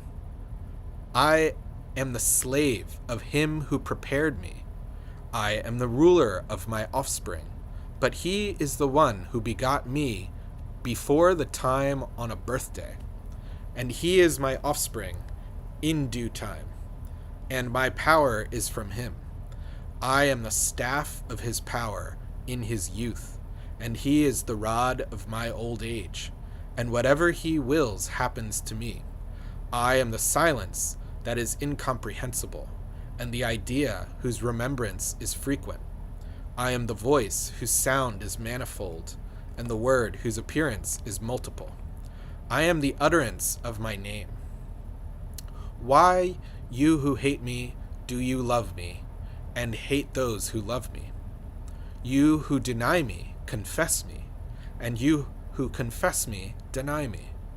You who tell the truth about me, lie about me, and you who have lied about me, tell the truth about me. You know me, be ignorant of me, and those who have not known me, let them know me. For I am knowledge and ignorance. I am shame and boldness. I am shameless. I am ashamed. I am strength and I am fear. I am war and peace. Give heed to me. I am the one who is disgraced and the great one. Give heed to my poverty and my wealth. Do not be arrogant to me, and I am cast upon the earth. I am cast out upon the earth, and you will find me in those that are to come. And do not look upon me on the dung heap, nor go and leave me cast out, and you will find me in the kingdoms. And do not look upon me when I am cast out among those who are disgraced and in the least places, nor laugh at me. And do not cast me out among those who are slain in violence. But I am compassionate and I am cruel. Be on your guard. Do not hate my obedience. I mean, this is very long. Let me see how long this is. Yeah, I'm not going to read the whole thing. But it goes on and on and on, right? It's a really interesting poem because there's so many contradictions, and it some of them are very beautiful contradictions. It's almost like reading something that you would expect from a more modern, almost like a modernist, like James Joyce or something like that. I don't know. It's very interesting. I really love this poem. But it's quite long, so I'll just give you a little teaser there. Let me see what everyone's saying. I'll go down for a road trip. Yeah, road trip would be fun, right? Glad someone knows about the Serpent Mound. LDS? You mean Latter-day Saints?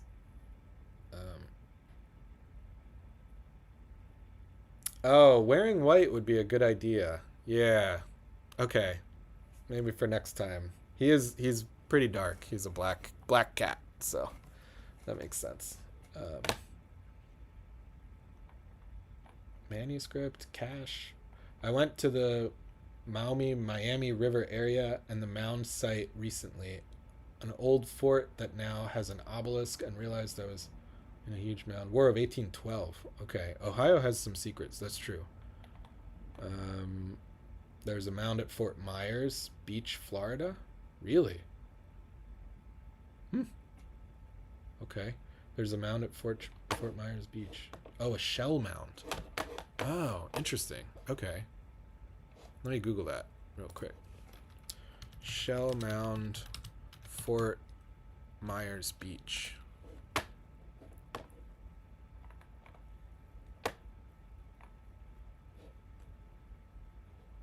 Oh, wow.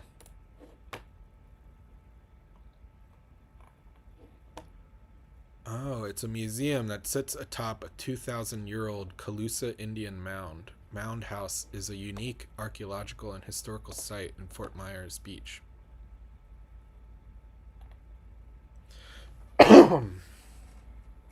Wow, interesting.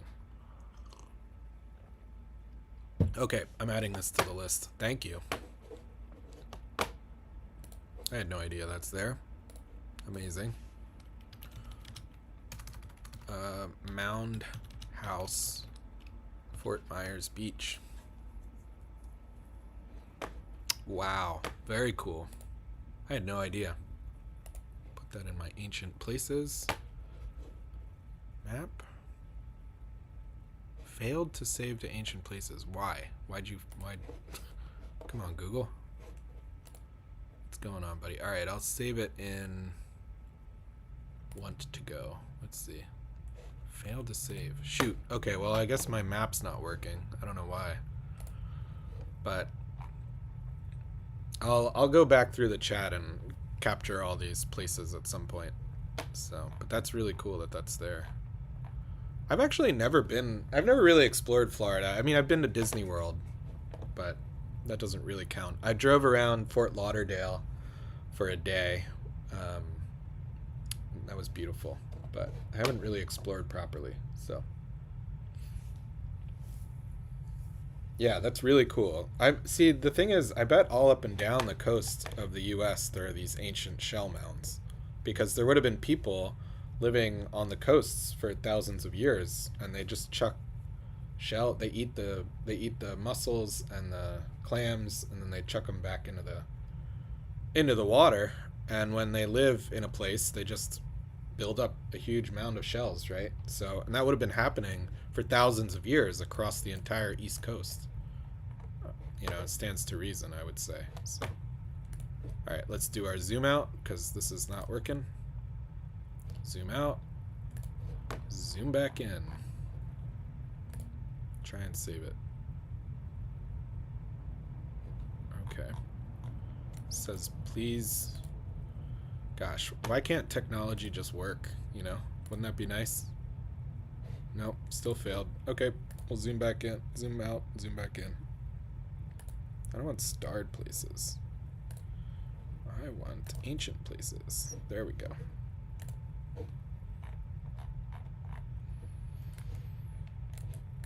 Yeah, here you go. Okay, let's see, what else we got?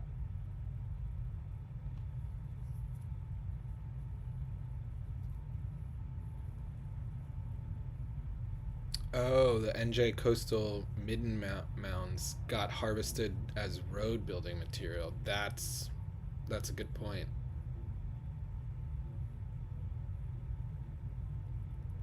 Yeah, it's too bad.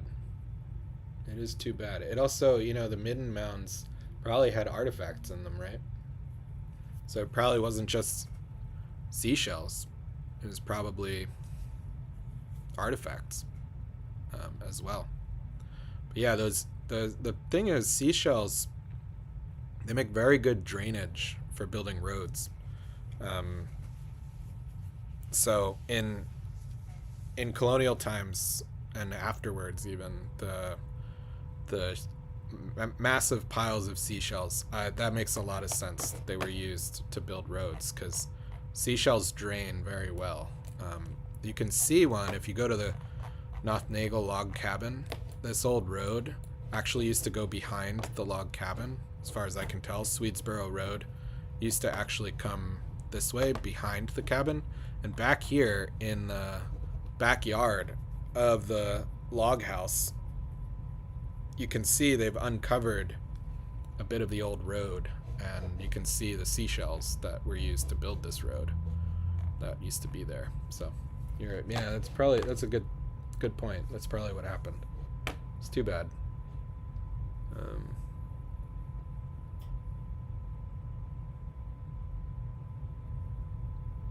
Maybe a midden mound near Harper's Ferry at the point where the Israeli Creek enters the Potomac River. Sure must be an ancient gathering point, a great trail near the Appalachian Trail. Oh, cool. I love the Appalachian Trail. Gone hiking on the Appalachian Trail many times. It would be amazing if I could quit my job and hike the Appalachian Trail. I would.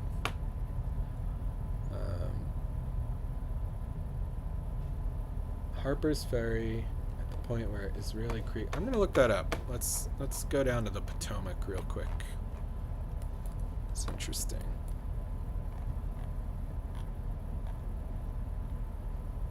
You said Harper's Ferry? Let me,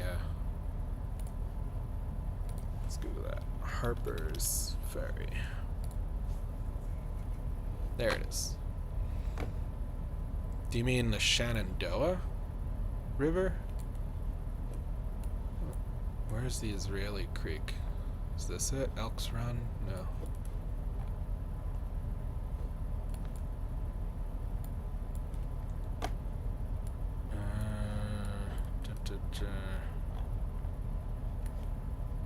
Oh, here you go. Israeli Creek, this place. So you think there would have been some... Yeah, you're probably right. I mean, could have been something here. Let me see. So the way I sometimes find... Oh, I see. There's the Appalachian Trail. Wow. Okay, got it. Got it. Cool. Cool.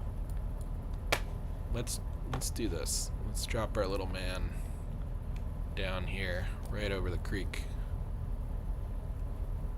Wow. So this is what it looks like. So I do this because sometimes when I'm looking at an area trying to see if there would have been a native site there, you can see more about the lay of the land. So for instance, yeah, there's the old train there's a train track that goes right there. So it's quite flat. So this would be a good spot, and I bet there might, if there is a Native American site, it might be up here on this ridgeline, because they would have built their village up above the flood level. Also, like this railroad and this road probably would have destroyed any remnant. This power line might also have destroyed things, but at least presumably to build a power line, they might, hopefully they wouldn't have had to dig into the earth the way they would have had to do for this road, right? So if I were going to look for a Native American site, I'd start up here in these woods. This does look like a good spot, and especially because it crosses the creek here. These Israeli Creek. That's interesting. Okay. Good sleuthing. Good sleuthing. This is what I'm talking about. Yeah, down in here, you could probably look for artifacts down in there.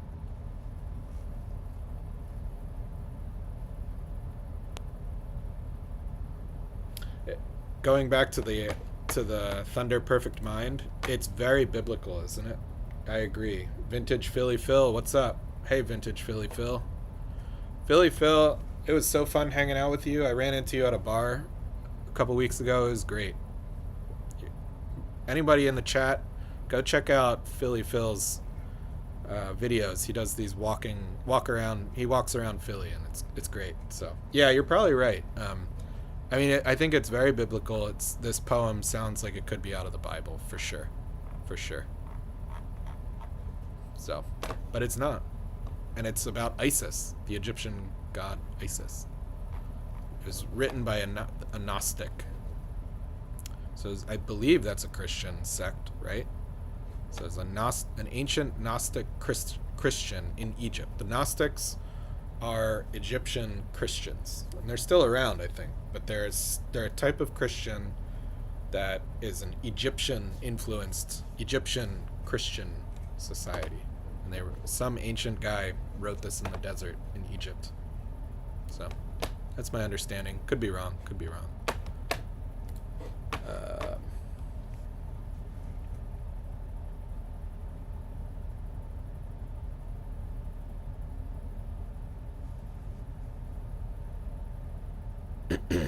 Yeah, you're very welcome.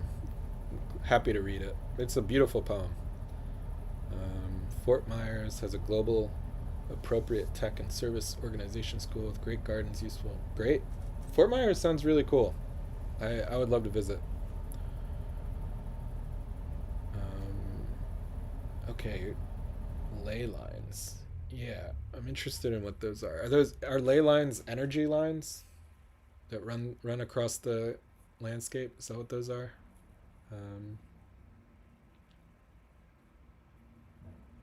Oh, the petroglyphs at Susquehanna River they are fascinating. Yeah.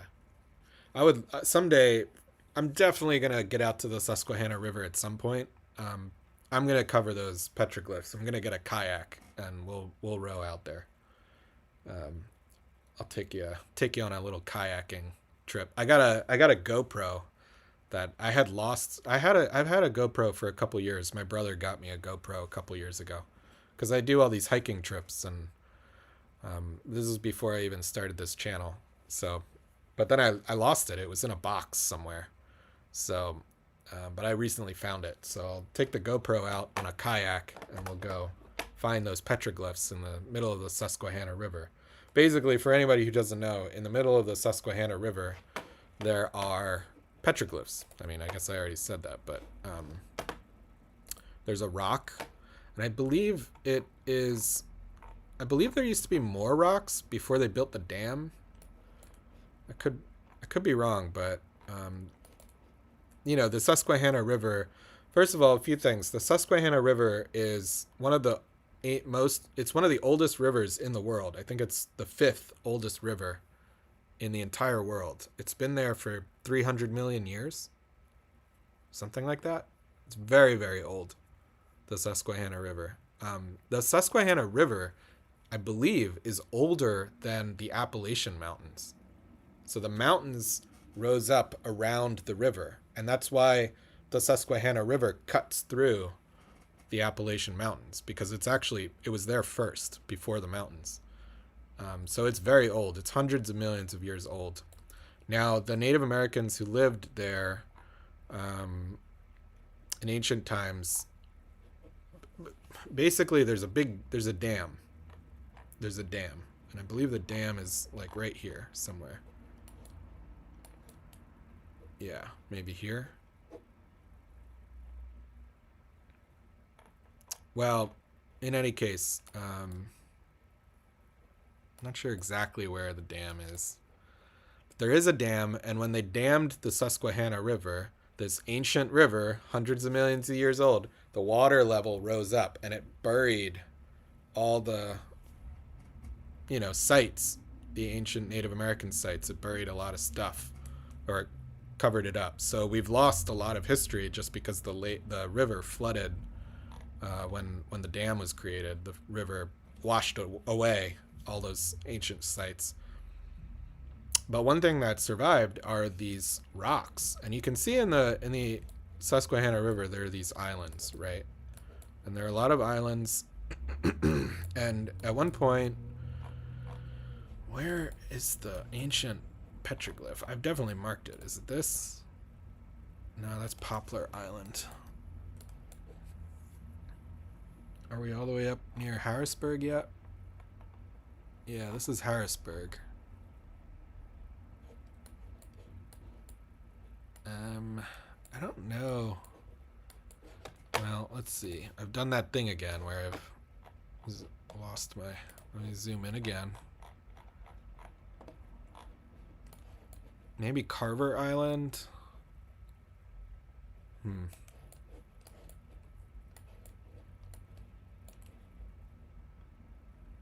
Clemson Island Prehistoric District. I mean, there are ancient places all over the Susquehanna River. I've only marked a few of them, but all these islands have interesting things to look at.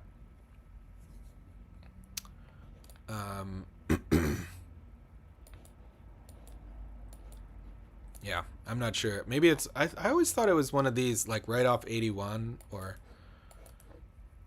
76. Maybe it is Carver's Island. But in any case, somewhere in the Susquehanna, somewhere around here, you can see, if you paddle out on a kayak, you can see there's a boulder in the center of the river that has ancient Native American carvings on it. Susquehanna. Not football, we want petroglyphs. This is what it looks like. A lot of them have been vandalized because visitors have carved their names into the rock. But this is kind of what it looks like. And let's see. Let's go. Okay. Yeah, there you go. So why haven't I saved that? It's crazy.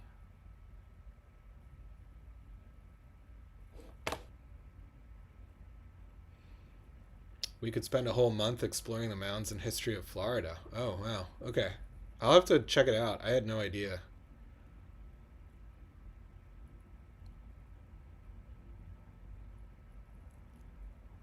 That's amazing. There's so much. Every state. This whole country is so ancient. Yeah, we could spend a whole month in every state. It's true. Um, huh.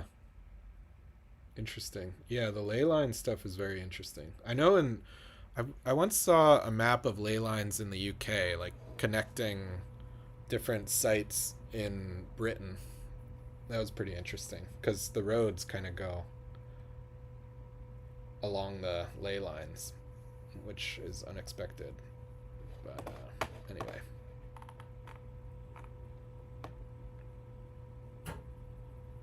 Yeah, the Bible has a lot of influences. I'm sure the Seshat Library was part of that.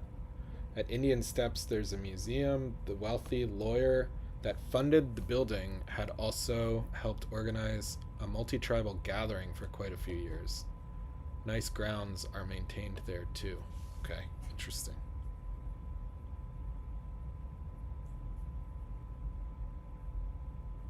Interesting.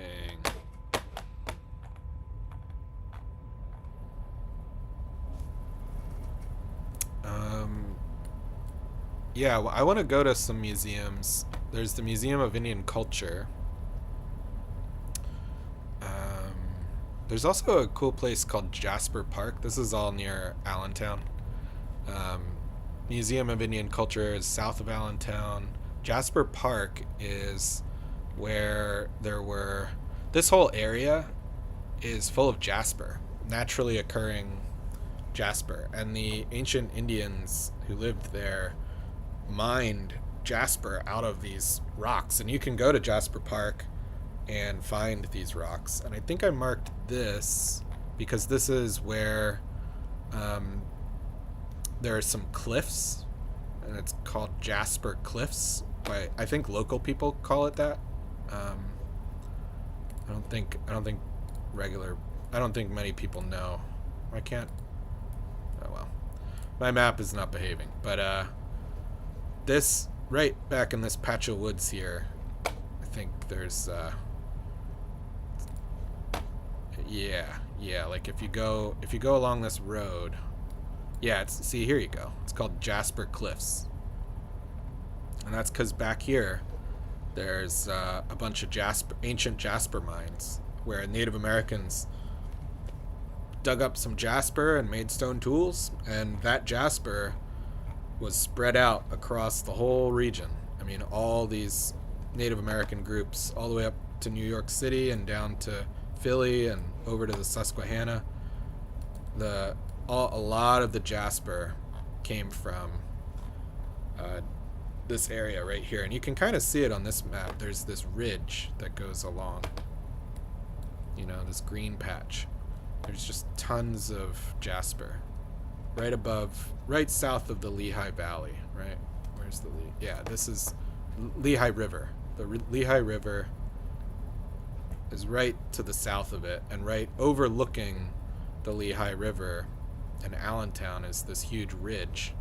And on top of the ridge is where a lot of the jasper in Pennsylvania came from. So, yeah. I want to go check that out.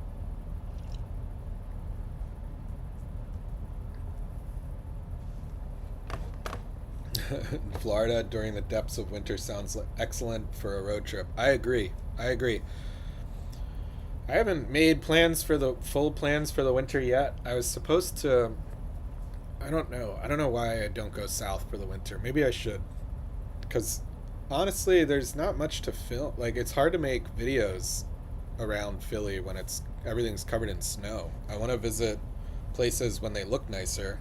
I want to visit these Native American sites in the summer and the spring because I can do a better job of showing them to you. It's not as nice to walk around in the cold, and then also I can't really do creek walking when everything's frozen over or the water's freezing. Doesn't work. So maybe I should do the southern states during the winter. Interesting idea. Maybe I'll look into that. Maybe I'll do, because I'm lucky in my job. Um, I work from home in my job, so I can theoretically I could work from anywhere. um, I'm not as practiced. I like to, well, I am a bit of a homebody sometimes. I do like to travel, but in the winter time I tend to be home mostly. And maybe the way to go for the future is to go down south.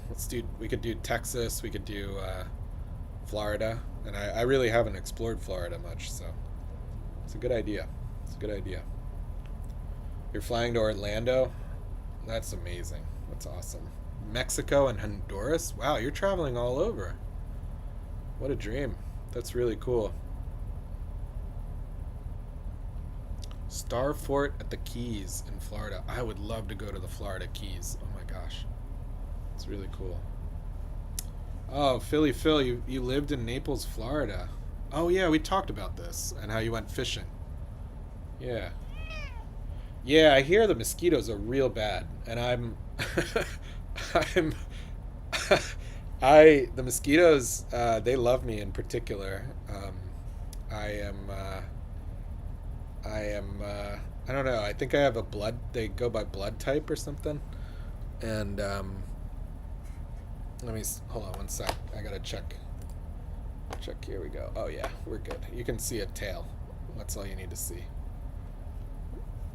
Um, but yeah, the mosquitoes are really bad, and I tend to get eaten alive by the mosquitoes, so um, it's bad. I also hear midges.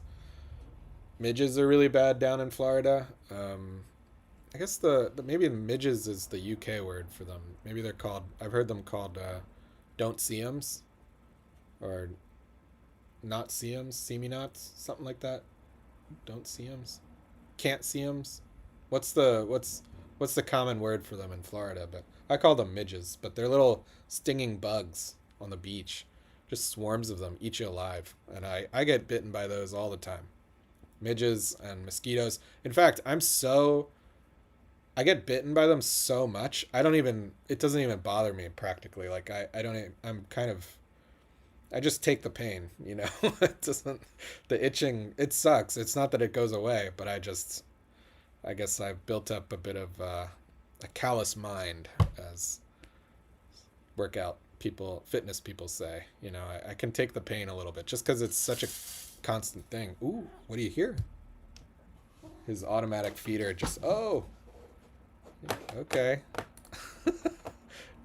I have an automatic dry food feeder that feeds him on 5 minutes past the hour, and he just heard the feeder go off, so he ran for his food. But anyway, yeah, I would love to explore Florida with a lot of bug spray. I'll just cover myself in DEET. That's probably the way to go. No CMs. That's right. Yeah, no CMs. The mosquitoes in Florida have muscles. Yeah, that's it's intense. Gosh, I'm covered in cat hair now. Talking about mosquitoes and feeling itchy. It's fun. All right. Did Native American people have waterproof moccasins, or did they harvest extra fresh water mollusks and deposit them into shallow waters for when ice water was to be avoided? Just curious. I don't think they stayed around the coasts during winter. They avoided the ice entirely. They went up into the mountains because when you're deeper in the forests and in the mountains, they're out of the wind, and the coastal areas of the U.S. it's so windy. Like all of New Jersey and Philadelphia, they're just south of the mountains, and there's a little bit of a microclimate that forms around the Philly area, where we get a little bit of southern weather. So the growing season, if you're a gardener, Philly is a really good spot because the growing season around Philly is a little bit longer than the areas surrounding it. And it has to do with this bend Appalachian Mountains. So anything that's to the east and south of this bend in the Appalachian Mountains gets a lot less snow and it's a little warmer, but it's still cold and this area is very flat. Like Philly's very flat. If you know anything about Philly, Philly is like it's one of the best biking cities because there are no hills. So it's very nice to bike around. But yeah, this whole area is very flat.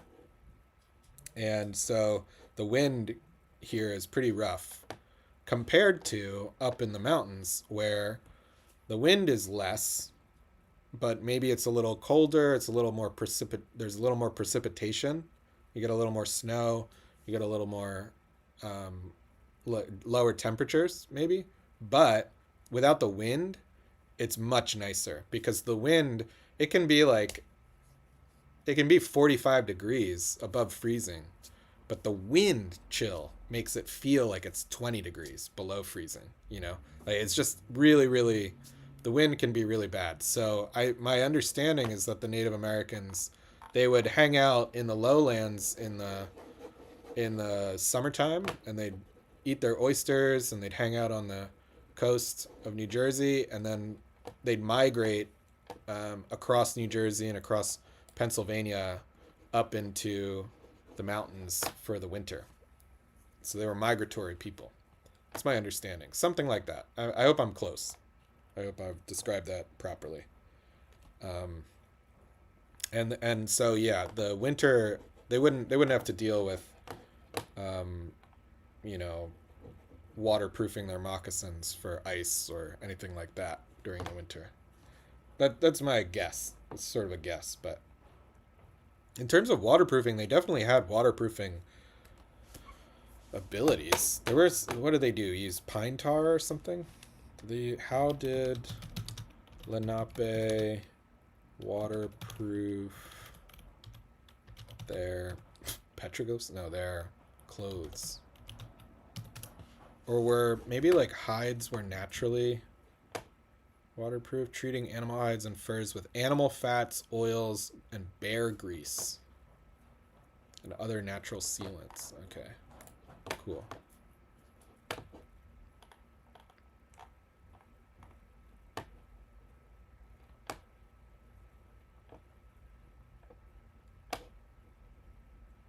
Indigenous Yupik hunters of the polar region using the intestinal membranes of marine animals, they created the world's first extra light and breathable protection against humidity. So it's all natural products. You know, a lot of animal hides are naturally water repellent already.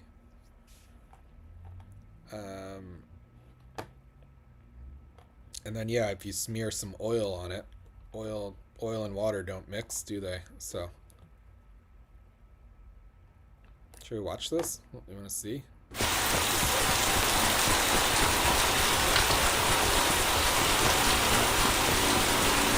Let me know if you can hear this. Hopefully you can hear it. Rain didn't spare anyone, but Native Americans didn't fear it.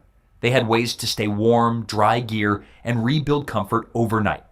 What forgotten knowledge let them outlast the storm without fire or shelter walls? You know what's funny?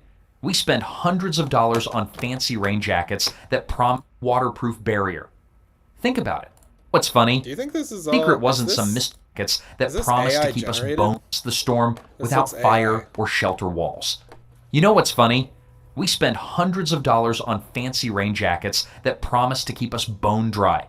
Yet Native Americans figured out the same waterproofing tricks centuries ago using nothing but what nature handed them. Talk about making your ancestors proud. The secret wasn't some mystical rain dance, though I'm sure those didn't hurt. Native Americans simply understood something we've forgotten. Animal hides aren't just tough, they're naturally loaded with oils that create a semi-waterproof barrier. Think about it. Animals don't exactly carry umbrellas, yet they stay relatively dry in downpours. Right. But here's where it gets clever. They didn't just throw on any old hide and call it a day. These garments got the full spa treatment with animal fat, creating a slick surface that made raindrops roll off like they were sliding down a playground slide. Same principle as modern raincoats, just with a lot more character and probably a stronger smell. The grease wasn't randomly slathered on either. Much like duck feathers that naturally repel water, these treated surfaces were engineered by trial and error over generations.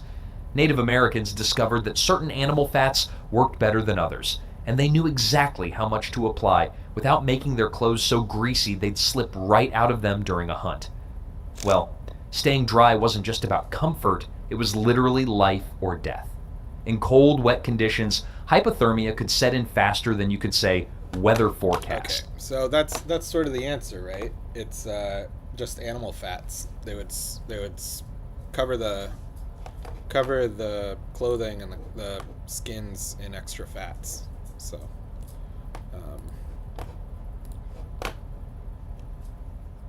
yeah, hope you could hear that. I hope that was informative.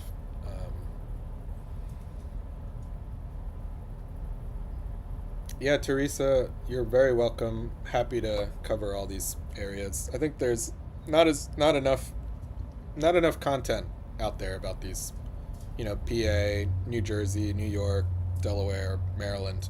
This whole region I feel like is underrepresented, so hoping to close that gap a little bit. Yeah, the Schuylkill had lots of shellfish and crayfish. That's true. It just got really polluted. That's exactly right. All the rivers did. All the creeks had shellfish. All the creeks and rivers had mussels and shellfish, and that was a major staple of ancient people. They ate all that stuff. So they were migratory, plus why Native Americans had a different sense of land ownership. Yeah, exactly. They didn't. It's sort of, they treated land more like we treat air. Imagine if I were like, hey, this amount of air is my air. You can't have this air. This is my air. It's ridiculous. Like, it's impractical. That's how they felt. Something very similar. It's bizarre to, think that you can own land. It's not. It's a very English concept, very European idea. Not an American idea. Well, new American idea. New idea to America. For thousands of years, this place didn't have that idea of ownership. I think they just built a nice fire and reduced the harvesting immersion episode. No, but not. Staying cold might mean finding some offering. Yeah. I know. Well, that's the thing. I don't like these YouTube videos or like I agree with you. The animations are not they're not great, are they? Some of these animations look okay.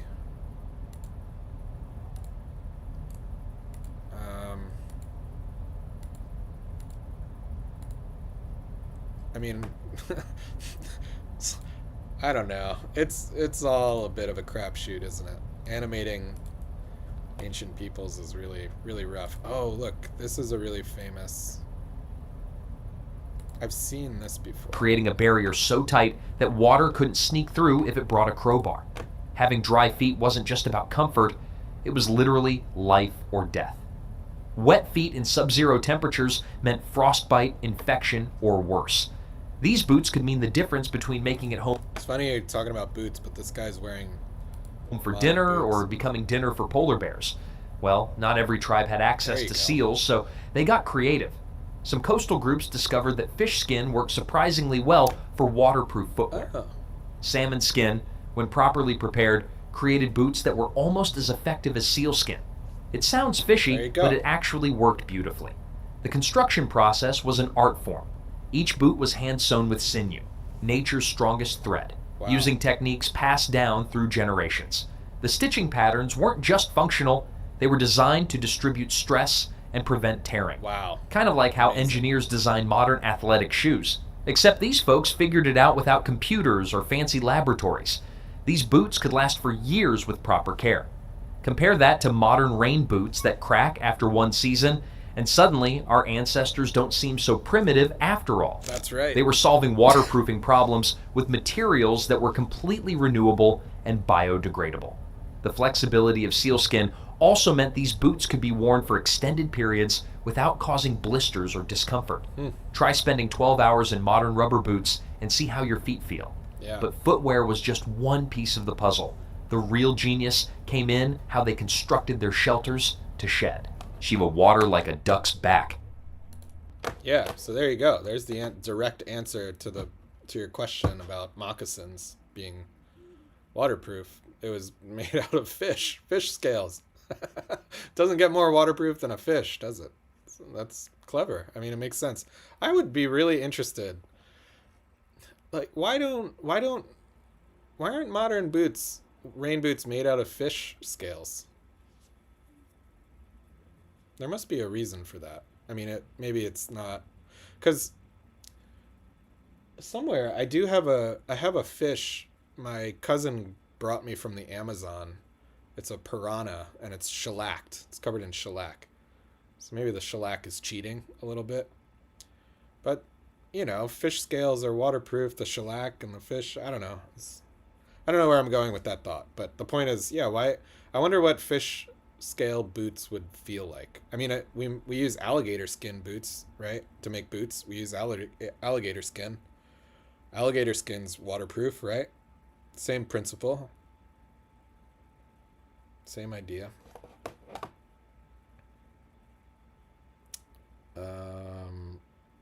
Okay, I think they just built it. Okay.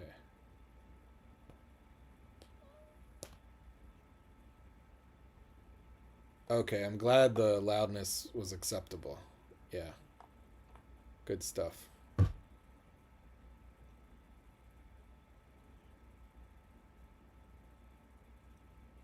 Yeah, the different bands of a tribe did have certain spots their band fished from. Yeah, so each group migrated around, right? But they share, but they sort of had habits, and it kind of makes sense. Like if you just think about it, if you imagine yourself in the wild and there's no property rights, there are no fences, you're going to go back to where your parents and your community showed you to go. You're going to go from one place to the next and you'll follow the directions. And if it works, it works, right? There's no need to really, you can just imagine people going from one part of New Jersey along the coast up to back across New Jersey or the Delaware. They go to the one part of the Delaware, go to Shakamaxon or wherever in the summer, and then they hike back up into the Appalachian Mountains in the winter, and just go to the same spot every year. Makes complete sense. Makes sense.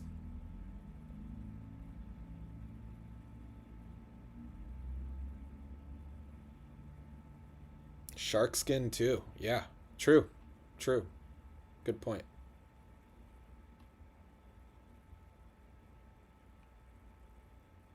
Although shark skin might be you might cut yourself a little bit. I mean, I've tried to pet some sharks. You go the wrong way, it doesn't work out too well, does it? I used to go deep sea fishing in Cape May with my dad, and we caught a few sharks in our time, and they're not very nice. The feel of them. You go the wrong. You can't pet a shark backwards. You have to only go one way. Natives on Pacific coast in North and South America covered themselves in seal blubber and could dive naked in cold water. That's awesome. That's cool. I want to do that. We should, all these tech bros that want to do cold plunges. I think right now there's a big trend about cold plunging. My friend in Seattle, he works for Amazon and he has a cold plunge tub in his backyard. And I did a couple cold plunges with him. It's really brutal, like so cold, but I did it. I went cold plunging, and I also did some cold plunges in Puget Sound. There's some saunas that you jump into the sound, you go for a swim, and it's freezing. And for like 10 to 15 seconds, it's crazy. You're so cold, and then you just get in a sauna and you get so hot and sweaty. And then you jump back in the lake and you get so cold again. You do that a bunch of times. Health nuts really love doing that. They say it activates certain stress response enzymes in your body that are stimulating for your health. It helps clear out dead cells and other things. I'm not sure exactly what the science is, but imagine if you covered yourself in seal blubber first. We got to tell these people. We got to tell the tech guys with their cold plunge tubs to cover themselves in seal blubber first. Give that a shot, you know. Tell Wim Hof, the Wim Hof guy, Wim Hof method. Tell him to skip the breathing. Go to the seal blubber. That's the way to do it. Ooh, polar plunge. Really? In Atlantic City at the resorts. Snow on the boardwalk. Polar plunge. Now, I've never done a polar plunge in the ocean. That's next level. I'm not sure. That might be a little too much for me. I think I'm good.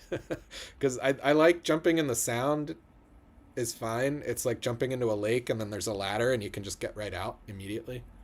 That's fine. I think the problem with the ocean, polar plunges, is it takes a little while to get out there and then get out. You know, getting out of the ocean. You gotta be so cold, and then you're covered in sand, and you're wet. It doesn't sound as nice. I don't know. Honestly, if I'm in the right frame of mind, I'm fine with the cold. I can take the cold very well. I have a lot of cold tolerance, so I've camped in the snow. I've gone camping in the snow, and I've camped in sub sub sub freezing weather. I think the coldest I've ever camped was maybe like 27 degrees, 25 degrees Fahrenheit. So I'm pretty good in the cold, but I don't know, being cold and wet, it's not fun. It really, you know, the first, so I've done a lot of cold plunges. I can do it, but it's all about breathing, because when you first get into the cold water, your body is shocked. Like you go into a state of shock and you start hyperventilating. And the idea is you have to really focus on controlling your breathing. And when you get your breathing under control, it takes maybe 30 seconds of like really, you know, like really controlling your breathing. After that, it gets a little easier. Then you can be in the cold water and it's not as, you don't panic, you know. If you don't focus on the breathing though, you might start to panic and have a panic attack. And that's bad, because then if you're in the ocean or in a lake or whatever, swimming when you're panicking can be bad. Like you lose coordination, you start hyperventilating, so you can't breathe, and then you might, if you swallow water accidentally, you can start to drown, and that's not good. So it's all about controlling the breathing, and then once you've got your breathing under control, for me the pain, it's there, but it goes through phases. Like at first it's shock, and then everything just starts to burn. It feels like you're on fire, but it's cold. It feels like you're on fire, and the burning sensation is what gets worse and worse, and over time, you know, after maybe 2 minutes and 30 seconds, you can start to go into hyperthermia if you're in like 40 degree water, and it just gets worse and worse. And then after like 3 minutes, the weird thing is it stops getting bad. Then it starts to feel okay. And when it starts to feel okay, that's when you got to get out, because that's dangerous. That means you're going into hyperthermia. When your body just completely shuts down to the point where you don't even feel the pain from the cold, that's dangerous. And then you can't tell. That's when you stop being able to tell. Like your fingers are numb, your toes are numb, everything, all of your extremities start to get numb, your muscles start to cramp in the cold. It's really bad. It's really dangerous, and you can't feel it. You can't feel it anymore. So that's when you got to get out. So that's my experience with cold plunging. But everything would be easier about that experience if I covered myself in seal blubber first. So I'll keep that in mind for next cold plunge. I'll go grab some seal blubber. Okay. Okay, let's see. What do we got?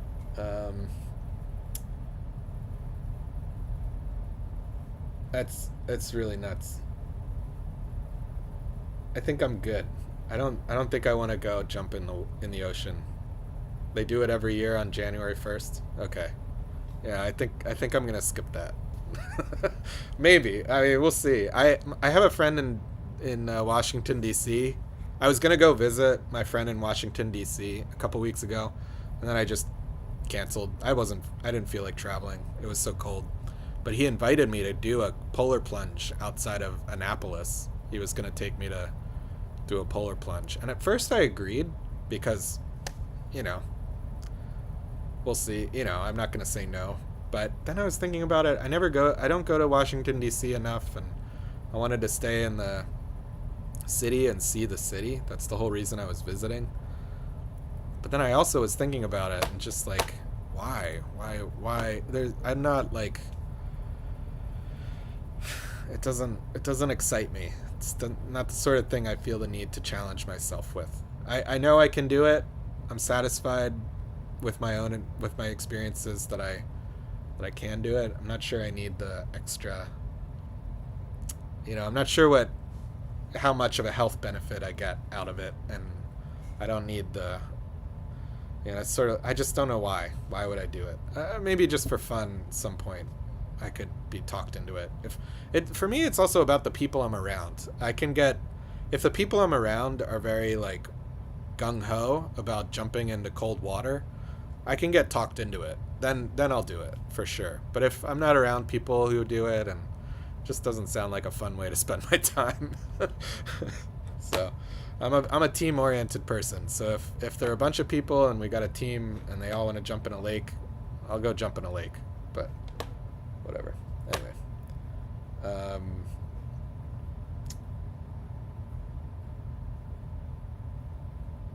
Nice to catch one of your lives. Yeah, this is the first.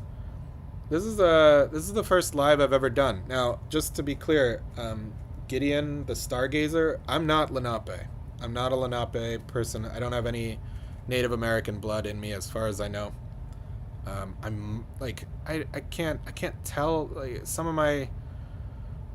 one of my ancestors might have a bit of Cherokee, but I don't think so. I don't think I have any Native American. I'm half Indian from India, like Hindu. I was raised Hindu and Catholic at the same time, so I'm half. My mom came from Bangalore, India, in the 70s, and my dad is fourth or fifth generation Irish Catholic from Northeast Philly. Most of my family is from Fishtown, Port Richmond area. That's where my great grandmother lived. And they came over. James Culleton, my last name's Culleton. James came over in 1857. Is that right? Something like that. 1857. I have it written down somewhere. But he went through Ellis Island, I believe. Either went through Ellis Island or he went through Governor's Island. What not Governor's Island. This thing. What was this? Tinicum. There's this.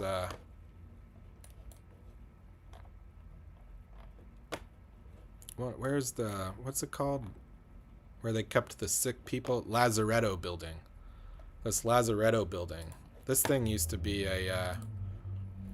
This building. It's just next to the airport, next to the Philly airport. This used to be where immigrants would come in from Ireland and other places, and they would get checked out to make sure they weren't, sick with a disease before being left into Philly. Because Philly had a bunch of pandemics. There were the yellow fever pandemic and a bunch of other pandemics swept through the city. So after a while, the government of Philly decided to put this building here on Tinicum Island near where the airport is now, to just as a screening, like let's let's let before people have been on boats where it's dirty and you get a lot of diseases on boats. So before you let people with tons of diseases, let them free into Philly, do a little screening process. Um, and that's so I think James, my ancestor James from Ireland, he might have come through here, but family legend is that he came through Ellis Island and then ended up in Philly for some somewhat unknown reason. One family legend is that he came through Ellis Island and he wanted to go to Ohio on the train for some reason, but he was being a huge nuisance on the train, which kind of makes sense. There are some troublemakers in my family, so I'm not I'm not entirely surprised. Maybe he was drunk. There's a lot of alcoholics in my family. I love to drink. Um, so anyway, he was causing trouble on the train, and the family story is that the conductor kicked him off the train in Philly. It was like he made it like from New York City to Philly. He was trying to get to Ohio. He didn't even make it past Philly, and he got kicked off the train. So that's how we ended up here in Philly. That's the family story. I'm not sure it's true, but yeah. So I'm Hindu, and I was raised Hindu and Catholic, so I'm half Indian, half Irish, but Indian from India, not not Native American. So sorry to disappoint. Hope I haven't confused my audience with that, but that is what it is. I am from Delco, born in Germantown, raised in Delco. So there you go.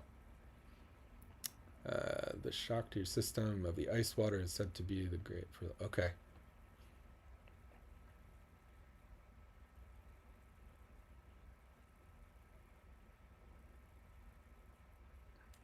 Yeah.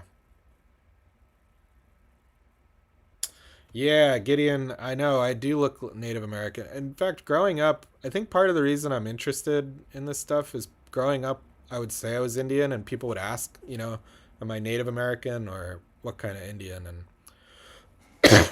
sometimes I wasn't. When I was a kid, I was, um, I think people often assumed I was Native American sometimes, especially because I have long hair, and my facial features are, I don't know. I guess to some people I look native. So as a kid, I sometimes identified with Native Americans, and that started my interests. So I like to think like if hopefully there's some spiritual kinship with Native Americans, and maybe I like to think hopefully some tribe would adopt me in an honorary way, maybe, but that's not for me to decide. So yeah. Um,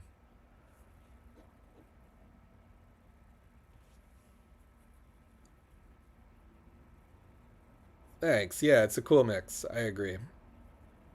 Have have a good time at work, wherever you're at, Gideon. Thanks for stopping by the stream. Castle Garden. What's Castle Garden? I don't know. Oh, that's the name of this place. Hmm. Interesting. Guess you not aware Native American connection to India.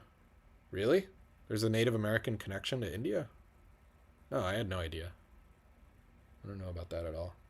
I was gonna say Maya is an Indian word from India. Hmm. Yeah. I mean, there are a lot of languages that have a lot of overlaps. Maya, um, every there. So I have a friend. One of my best friends is a linguistics professor, and she sometimes talks about how languages have similar words. One of them is amma or mama. It's just because babies can say mama, mama, mama. That's one of the first sounds a baby can make. So in many languages, it's almost universally true that the word for mom is mama, mama, ama, ama, or mama, mama.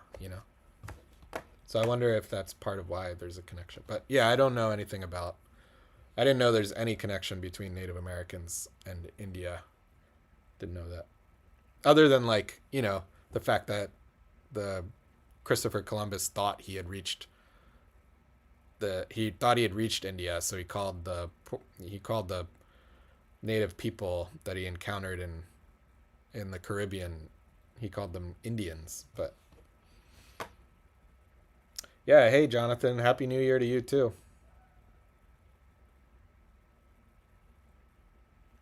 Um, hey, thanks. Yeah, I'm glad he got kicked off the train too. It's true. Yeah, Bill Bliss. I'm glad my people got kicked off the train.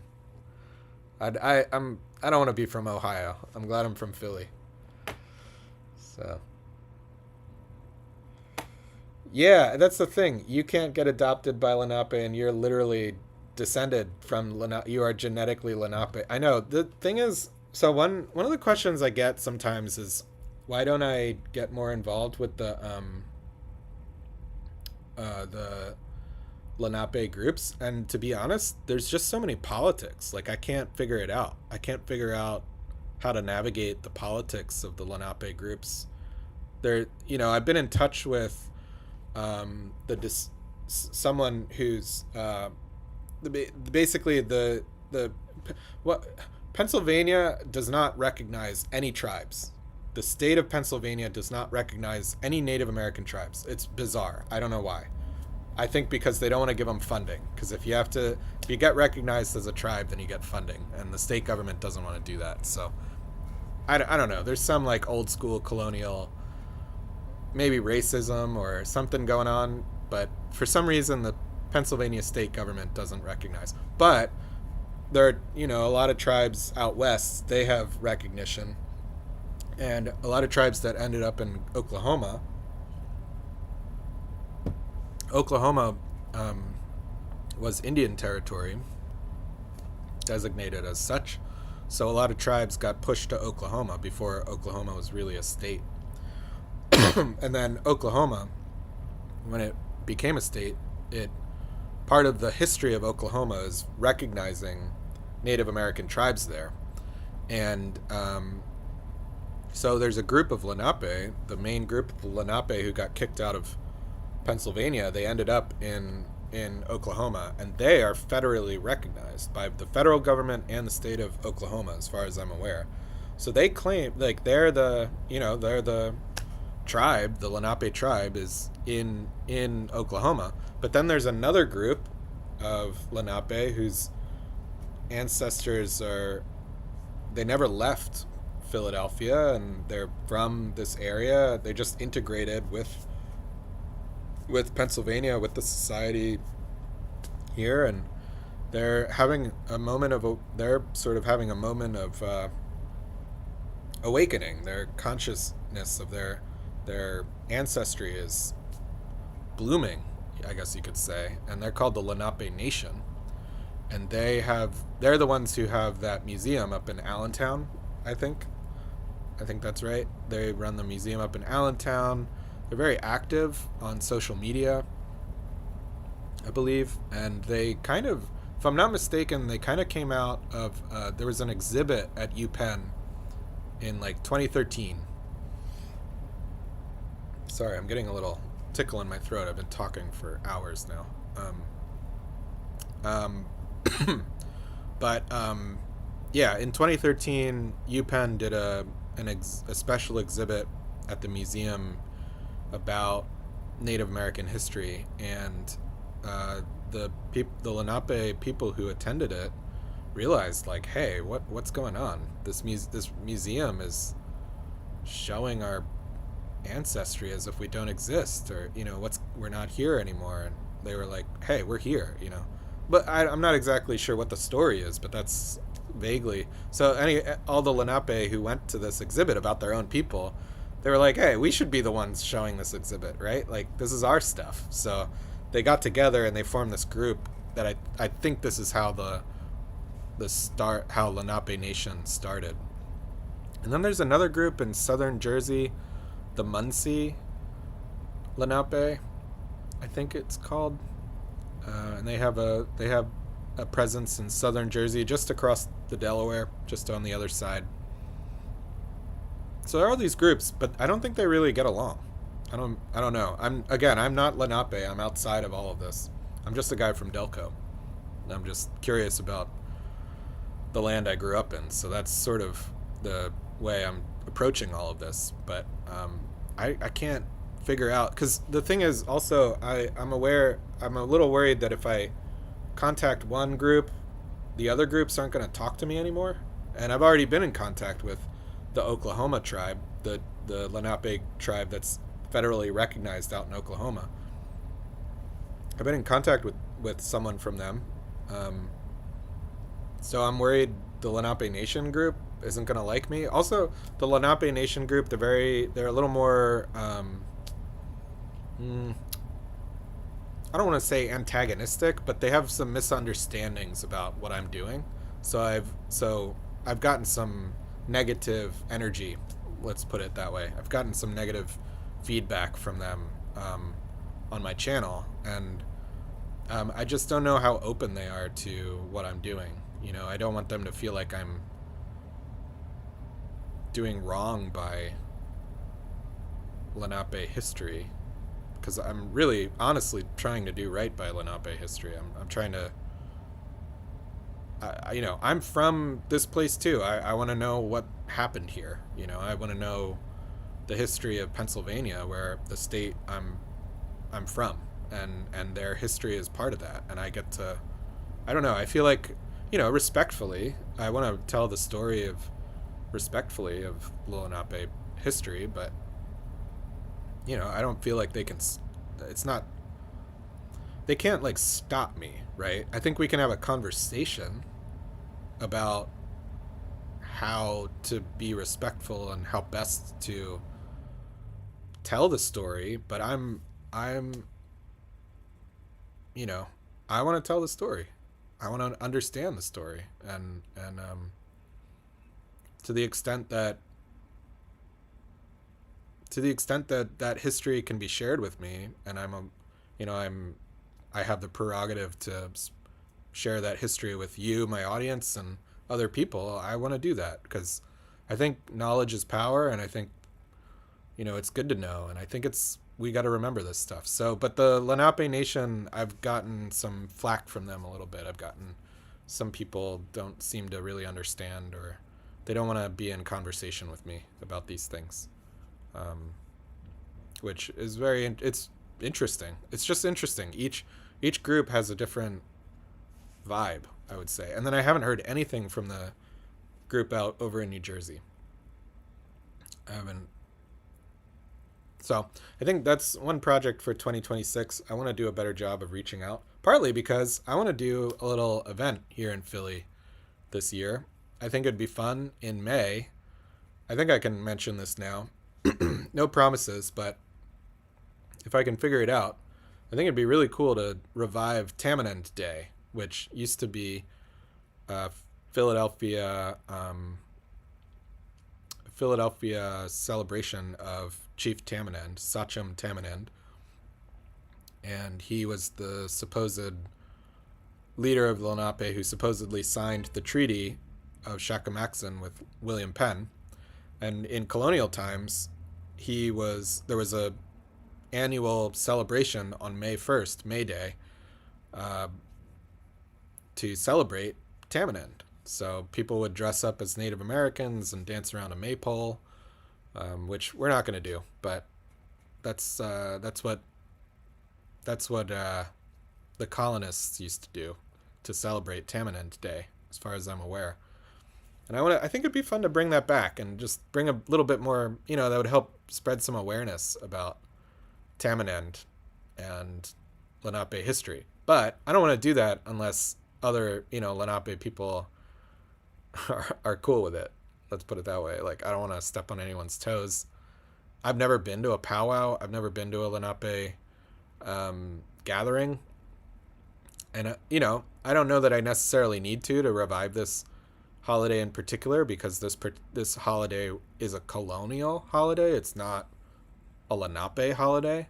And I guess I'm technically, as I'm not Lenape, I'm a settler. I'm a descendant of the settlers, at least. Let's put it that way. Actually, it's not even true. I'm not really, I don't know how to frame my relationship to colonial times, but the point is the holiday itself was created by the inhabitants of Philadelphia, the colonists.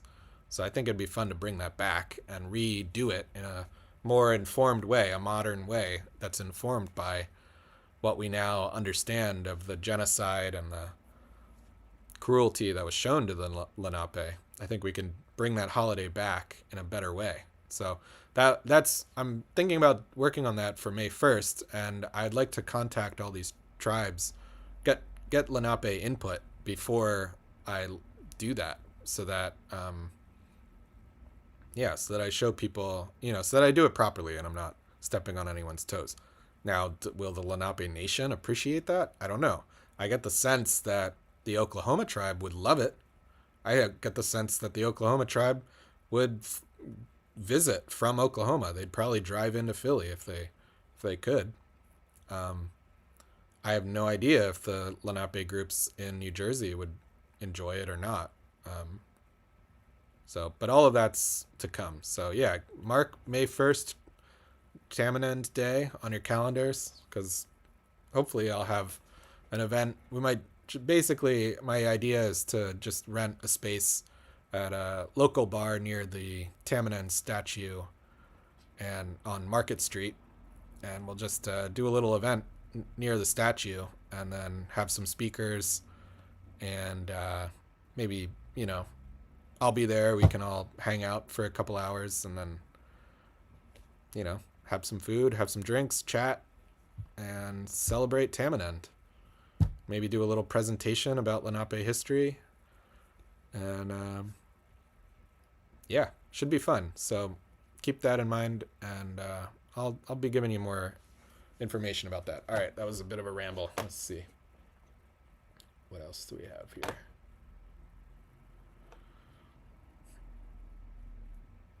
The real Native American tribes are all united now. Okay. We used to have Rancocas Indian reservation near me, but I do believe, yeah. Some tribes are not authentic. See, I don't know how to tell. And who am I to judge that, right? Like, I don't know. That's not on me to. They don't want researchers. Yeah, I don't know. I don't know why. I mean, I can guess at why. I think there are in the past, a lot of researchers, archaeologists have done a lot of damage to Native American history. They've destroyed sacred sites. And also there's this feature I'm aware from an anthropological perspective, there's a feature in a lot of Native American cultures of basically certain knowledge is sacred and certain things are not to be known by outsiders to the tradition. There are certain elements of the culture that are mysteries or they should remain unknown only to the tribal elders. And it's almost like as you become an elder, you're told knowledge and you learn things, but there are even parts of the culture that are not to be spoken. Like there's certain types of information that you're not even supposed to speak of. There are places in Native American cultures that you're not supposed to name them. You're not even supposed to look at the place. Like, imagine I'm making this up, but imagine a burial ground where you're not supposed to directly look at the graves. You're not supposed to. It's sacrilegious. It's against the meaning of the tradition to look at the grave itself. So how do you communicate that? Like you're not, especially to outsiders to the tradition, like outsiders shouldn't know those things within the tradition. It's a bit like, I get the sense in certain types of Christianity, like the Mormons, like what's going on in those temples, right? Like outsiders to Mormonism shouldn't know what's going on in the temples according to Mormonism, right? It's a bit like that. That's a loose comparison. So then these researchers come along, researchers and archaeologists, and they find out that sacred knowledge, and it kind of destroys the tradition. The tradition is meant to be restricted only to those who are meant to know the knowledge. right? And when that knowledge escapes to outside, away from the elders or out to people who are not supposed to know, it's not good. It sort of and I don't want to violate any of that either. Like, I don't want to know things that I'm not supposed to know, you know. So it's a problem. It's a contradiction a little bit, because I'm telling stories, and there's an argument to be made that, like, I'm not supposed to tell anyone, and I'm not supposed to know these things myself. Um, so I don't know what to do with that, to be honest. I don't know how to navigate that. Yeah, it's a real conundrum. It's a real problem. So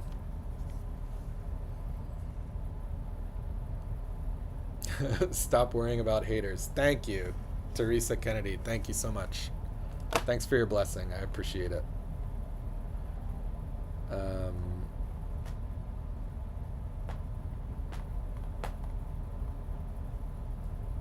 me see here. Oh gosh, I'm missing some of your comments, but I'm seeing them, but I'm not able to respond to all of them. Um,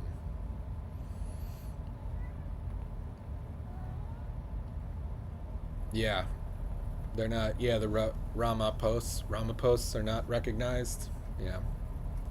Um,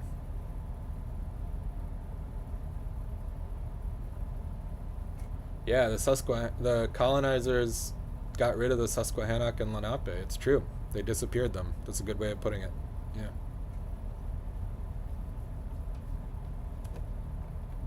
Okay, some tribes are not. Yeah, researcher. Okay. You found a maypole site?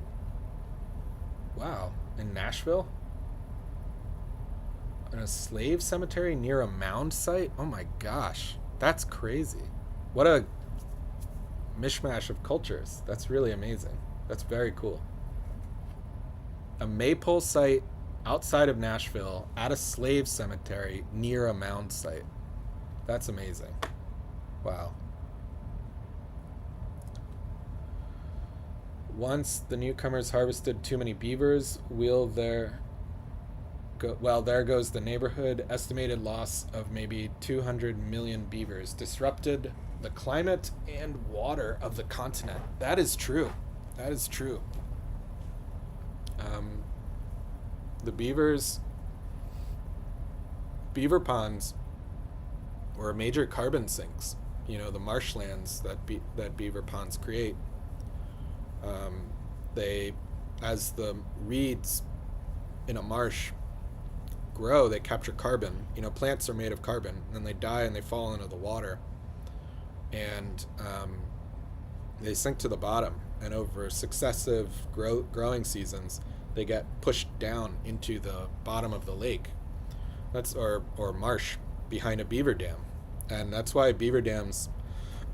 That's why in ponds, sometimes you'll see ponds bubble up, and that's methane coming up from the decaying leaf matter decaying underground, under the water, under the surface of the muck of the pond, right?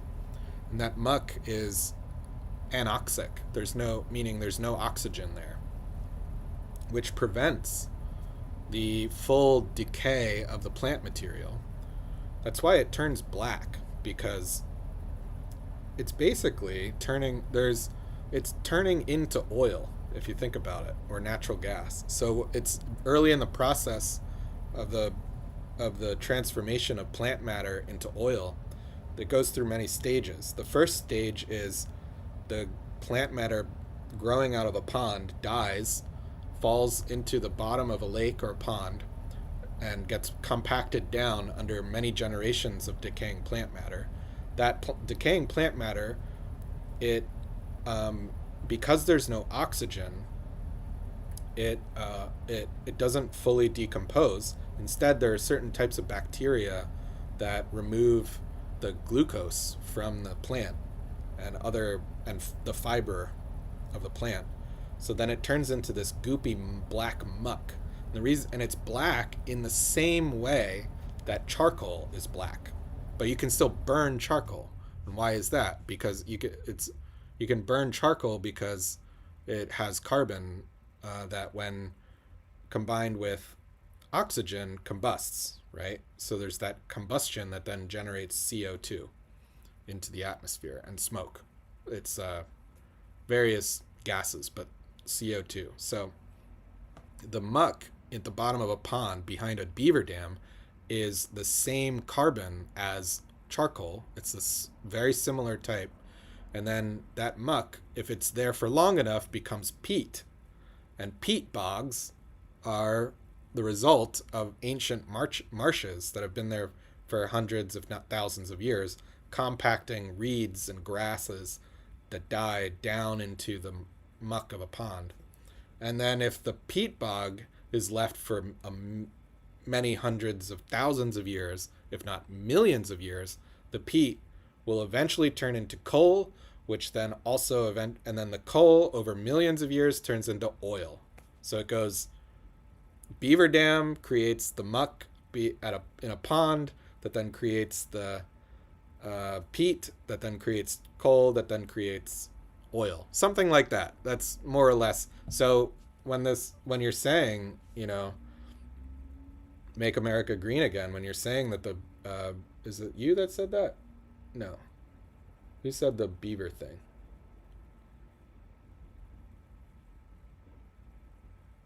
Well, whoever said the beaver dams make America green again. Estimated loss of maybe 200 million beavers. Yeah, you're gonna disrupt the climate. I mean, think about all those ponds that were lost because beavers were killed. So no more carbon sequestration at the bottom of a pond. Done. All of that plant material is not going to be capturing carbon anymore, and it's going to heat the earth. That's true. That's exactly right. So I believe it. And then also the water. Yeah, the beaver dams also capture rainwater, and it slows the flow of water through a watershed. It's very important because if water moves too quickly through a valley, imagine there's a valley and you have a bunch of beaver dams. Well, it's the same as when you put a man-made dam. It builds a pool of water, and that slows the flow of the water through the valley, which means two things. First of all, there's more water for plants to grow in the dry seasons. So when it's not raining as much, the pond water will last a lot longer. The pond will slowly lose water, but plants will be able to survive because there will be more water for longer. If you remove the dam and all the water just flows out, then when the dry season comes, there won't be a pond, and the whole riverbed will just go dry, or the stream bed will go dry. And then the plants that need water, they die. And what happens when plants die? Their roots no longer reach down into the soil when the plants die. And then the next year, so if the plants die and there are no roots reaching into the soil can move around. If there are roots in the soil won't move around as much. So then the plants go away, and the next time it rains, all that rain just shoots right through the loose soil, and it erodes away, and the whole ecosystem just gets washed away because erosion pulls all the soil off the sides of a valley. So imagine a valley that's full of trees. You cut down all the trees, move all the roots out, and the next time it rains, it just turns into a huge muddy pit. And this is it's a very common way that we destroyed the landscape when we got here and just started killing all the beavers and cutting down all the trees. We just, all this erosion, all the rains came and just washed all the soil away and just destroyed all the ecosystems. So, sort of common sense. If you're thinking about, if you know how nature works, it's very common sense. But people don't use common sense much anymore. So what are you going to do? All right.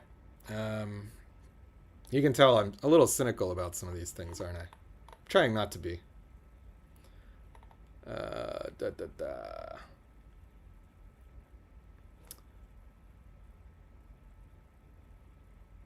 Hayes, Real Native American History on YouTube. Okay.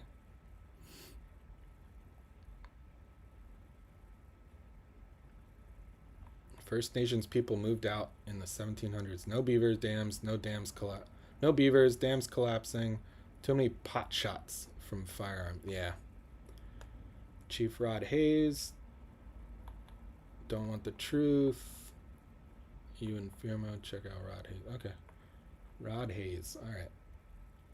Have you covered the hieroglyph scroll the Mormons copied and said they got it from a burning bush in the mountains, the Book of Abraham? I'm not sure about that. The Mormon story is really interesting.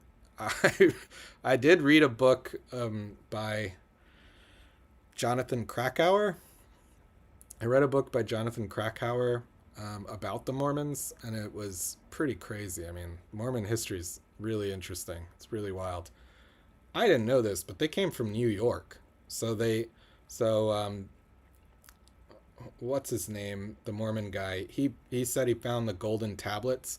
He found those tablets on a hill outside of Rochester, New York. So I didn't know this, but every year outside of Rochester, New York, there is a massive Mormon festival. Like huge. It's a huge deal. They go crazy up there for Mormon stuff. And not to be, I hope I'm not offending any Mormons in the chat, but it's just really interesting to me. I just think it's really wild, and I would love to attend their Mormon festival up in New York near Rochester someday. So maybe that's what you're talking about, the hieroglyphics. Was it when you say hieroglyph scroll? I don't know about that, but that's interesting. I do know some stuff comes up from New York, though. That's where they found the golden tablets, apparently. Smyrna. Oh, that's the one. Which is by a river town that had... Hey, buddy.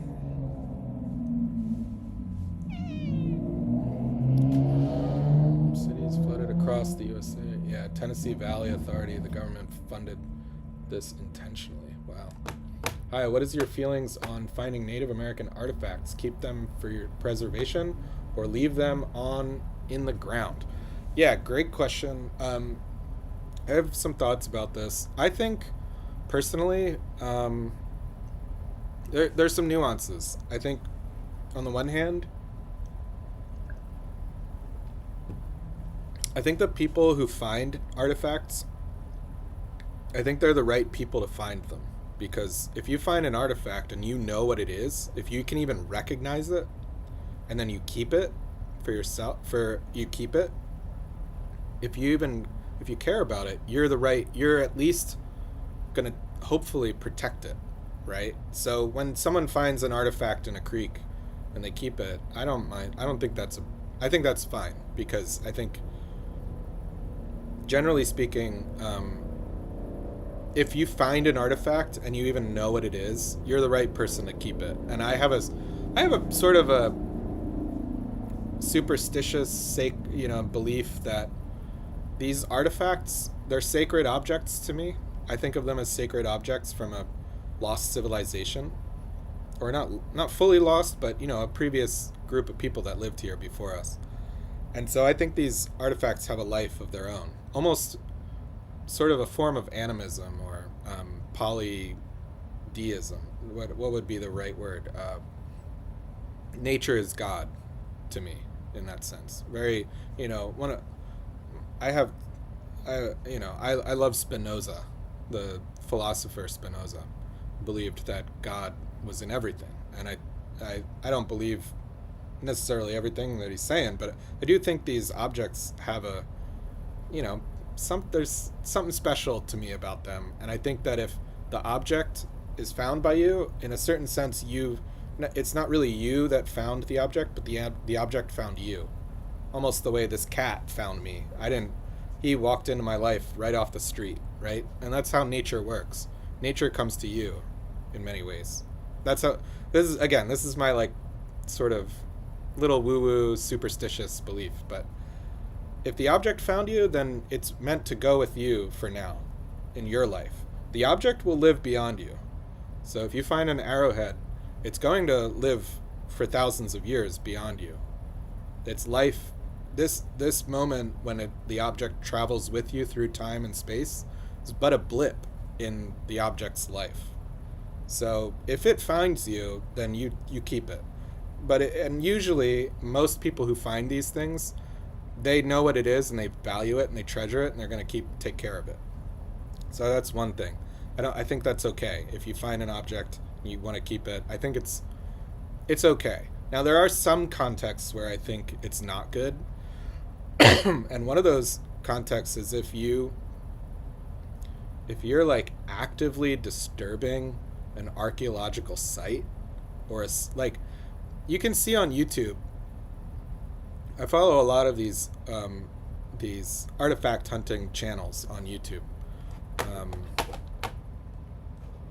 we could even take a look at some of them if you want, but well, I'll just finish my thought. But essentially, you can see the way people hunt artifacts are usually in two ways. One way is they go for creek walks, and I like that. That's if you're gonna look for artifacts to keep them, that's the way to do it, because they've been washed out of the banks of a river or a creek. They've lost all their archaeological context. There's really very little data left to collect from them. And so in that context, if you find an artifact in a creek, I think from a scientific perspective, it's fine to keep it.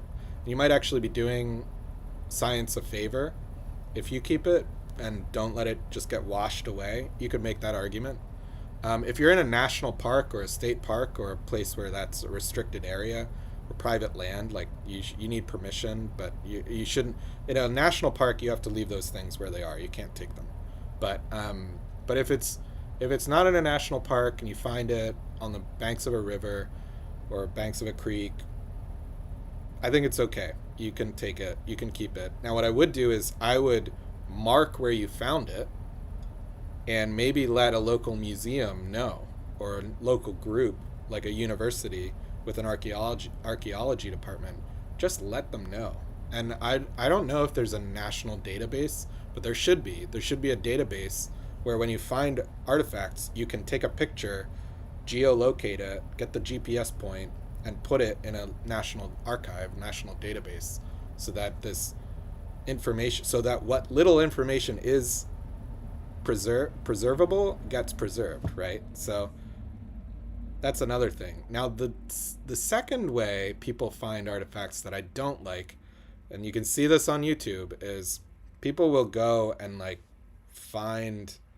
they'll dig into the earth and uncover artifacts that are preserved in the earth. In professional archaeology, after archaeologists dig a site, they'll cover it back up with dirt, because the best way to preserve a site is to cover it with earth. That keeps it preserved. It protects it from looters who would come and loot. With you can't really have security protecting all these places.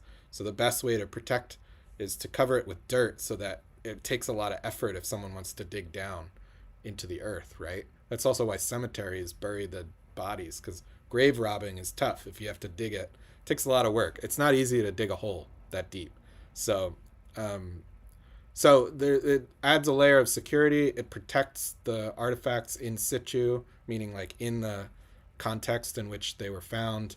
So I don't like when people go and use a metal detector or LiDAR or whatever, they figure out in the earth where an ancient site was, and then they dig it up themselves. Then you're destroying archaeology. Then you're destroying the ancient heritage that we have in this landscape, and I don't think that's good. I think people who do that don't realize what they're doing.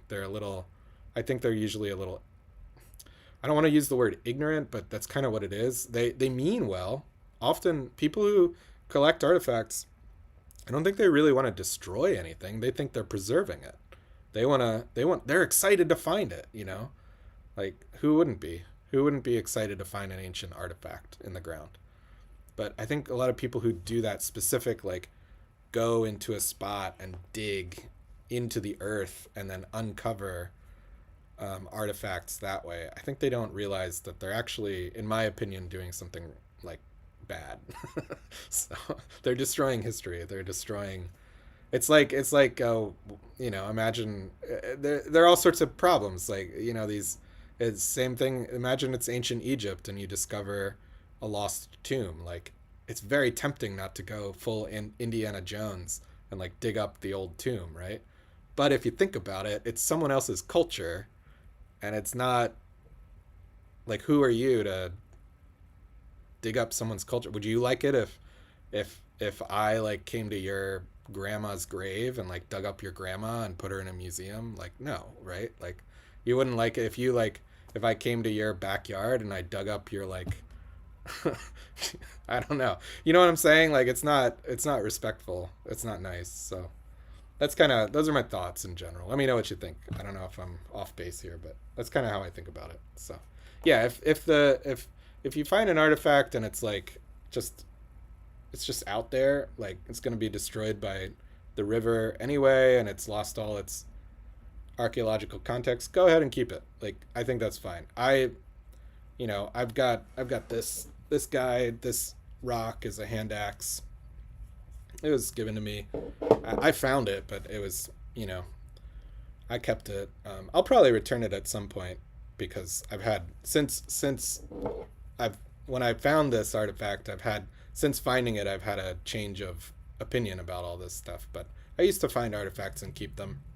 This came out of a creek, so there's no archaeological evidence being lost here. But you can see it. It's some sort of artifact. So I have artifacts myself, but one thing I'll do this year is return a lot of them if I can. But I don't think it's really wrong. I think this artifact is traveling with me through time right now, but it's gonna outlive me, and I want to make sure that I'm a good steward of it, and that maybe I'll give it to a museum someday if I can't return it to the creek where I found it. But yeah, it's fine as long as you're not actively destroying culture. That's the point. Okay, rant over.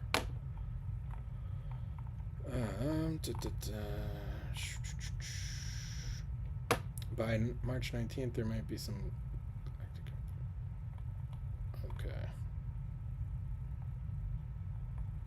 I'm gonna look through the Beaver Wars of 1600s are insane to read. Yeah, the Beaver Wars, the 1600s.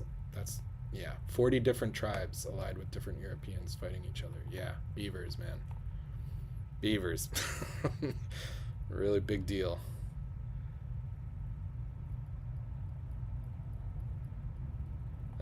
I don't know about all that, Teresa. That's crazy. You're going to the casino. Good luck. What?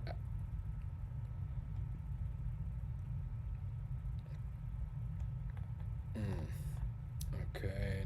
Near Harper's Ferry. Yeah, the peat deposits. Near Harper's Ferry, the Israeli Creek location, First Nations people maintained the freshwater mollusks and crayfish populations, not to mention all the Atlantic salmon. Yeah, exactly. Before all the canal and railroads development. Yep. Canals and railroads destroyed a lot. Highways, canals, railroads.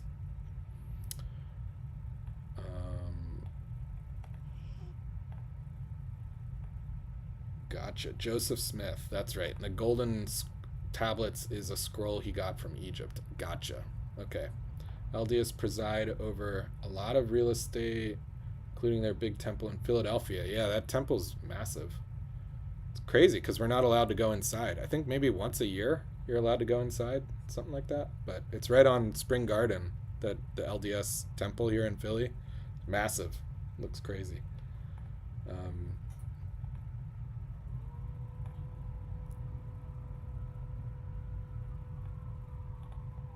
Yeah, I don't know. The LDS they're a really strange group. They're so interesting. I mean, I wish I love Utah. Utah is one of my favorite states. I've been to Utah 3 or 4 times to go hiking in the Canyonlands, and oh, there's a siren.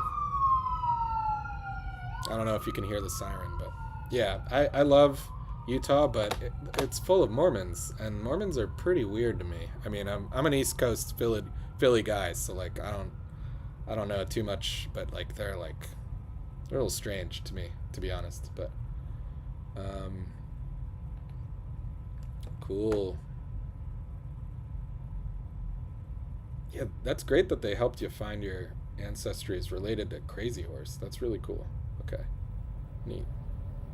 Um, yeah, the Mormons are very good with genealogy for strange reasons. If you look into that, it's a little. They like to baptize dead people, which I think is that's interesting. Thanks for the information on the artifacts. I appreciate your opinion.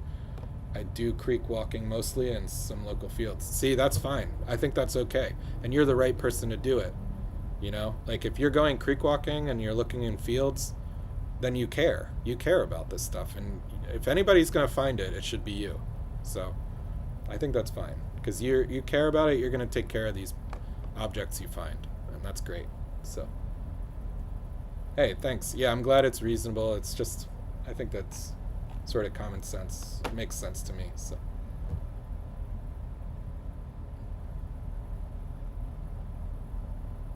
Wow, a lot of chat about Zionism here. Or Zios? Abraham. Yeah, I don't know about all this stuff.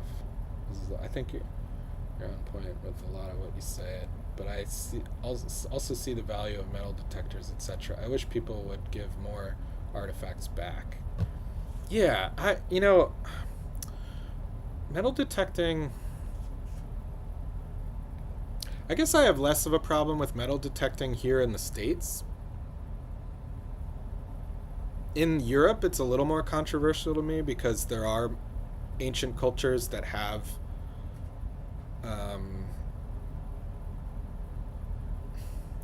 well, like I don't know. Do we really care if in Europe they find a bunch of Roman coins? Like is that a metal detectorist finds? They have also stronger laws. They have different laws um, about metal detecting in the UK and in Europe. Here in America, like if you're metal detecting and you find anything, it's not that old. It's like a couple 100 years old at most, right? It's fine. I don't think it's such a big deal to like dig up a Civil War belt or belt buckle from the colonial era or whatever. Like I don't think that's I think that's just cool. Like good job. If you find something metal detecting. Now, I will say that's different for the copper culture up in Michigan. Sorry, I have cat hair all over my face. I'm wiping my nose a lot. But I think up here in Michigan, at the top of the Mitt, and over here on the peninsula, like there's some metal detecting happening there to find copper artifacts. I'm a little more not as big a fan of that because that's ancient culture from thousands of years ago. But if you're finding like a button from the Civil War, I don't know that's you're not destroying too much culture. Maybe you are. I don't know. I could see arguments both ways. Just doesn't bother me as much because it's such a modern thing. It's more like these ancient cultures that like to me Civil War stuff is kind of like modern trash. It's so recent that I have less. Maybe I should value it more than I do. Maybe I should. I'll think about that. I'll think about it. It's tricky, but yeah. I don't think metal detectors are finding arrowheads, So there's sort of you're if you're using a metal detector, you're by design you're going to find more recent artifacts from history that I think like I don't think they're sacred. They're not sacred objects. They're not legacies of cultures that they have different historic backgrounds to them that I think make them more acceptable to being. There are archaeology, like from an archaeological perspective, maybe you're still disturbing stuff though. So maybe archaeologists would disagree with me on that. I have to think about it. I don't know. Hopefully I'm making some sense. But Michelle, yeah, hey Michelle, I'm live. That's right. Welcome.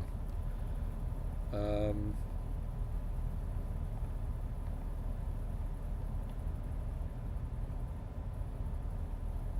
a Scottish guy took a sacred Lakota jacket. Eventually, the Scottish city gave it back. Wow. Yikes. I'm glad they gave it back. Which Scottish city was it? I lived in Scotland for a year. I studied there in college. I love Scotland. They should know better. Darn Scots. I have some whiskey here. I'm not a big whiskey guy. No, I'm not a big drinker, but I do like some whiskey. I do like some whiskey, so I have Oban. Oban's a good one. I've been to Oban in Scotland, and let me see if there. I don't really. Again, I'm not a big drinker, so yeah. But there's some left. That's what the bottle looks like. Oban 14. Great. It's very smooth and clear. In fact, maybe I'll have some right now. Yeah, I'll keep it out. And then this one is this is done, but I kept the bottle. Lagavulin, 16. Beautiful. It's peat. It's a smoky whiskey flavored with peat. So, think of the beavers when you drink Lagavulin. So, yeah, these are great. In fact, I'll be right back. I'm going to pour myself a little whiskey here. 1 second.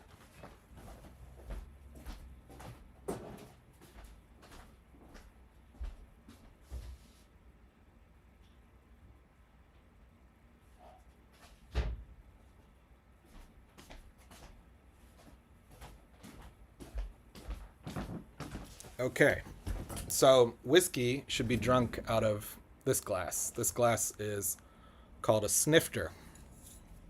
It's a little dusty.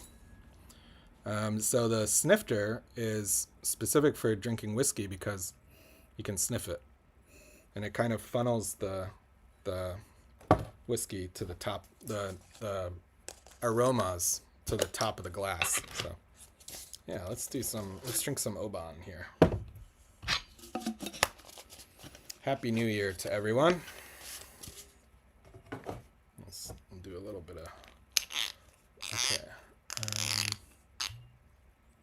Okay. You think you heard that siren too? Well, maybe. Possible. Philly Phil, I mean, we do live pretty close to each other, so it's possible. Well, okay, that's probably good. I don't need to drink too much more. Whoop. Dripped a little bit on the keyboard.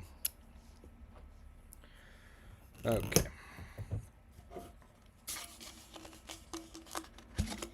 Put the bottle away.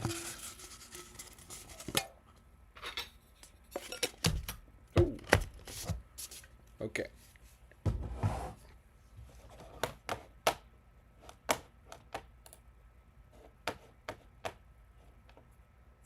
Yeah, great. Okay. Okay, cheers to everyone. Happy New Year. Thanks for watching. I'm still going to be on here for a little longer, but just wanted to say cheers before I take a little sip of this. It's been a great 2025 was a great year, and looking forward to 2026 and all the things we're going to do on this channel. So it's going to be fun. So thanks for being in my audience, and Happy New Year. Cheers. Oh, it smells so good.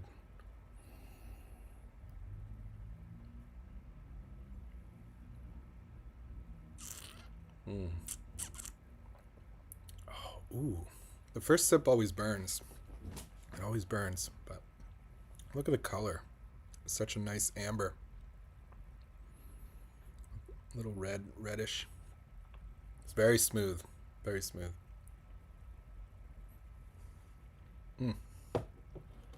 Awesome. Okay. Oh, hey, Gideon. Thanks so much for the support, man. Appreciate you. How long before you started making videos had you been exploring creeks and ancient sites? So I've been doing this for over 10 years. Really since I was in maybe I don't know. I have an old laptop with even more sites that I haven't it's an old iBook from when I was in high school through college that there's even more stuff there.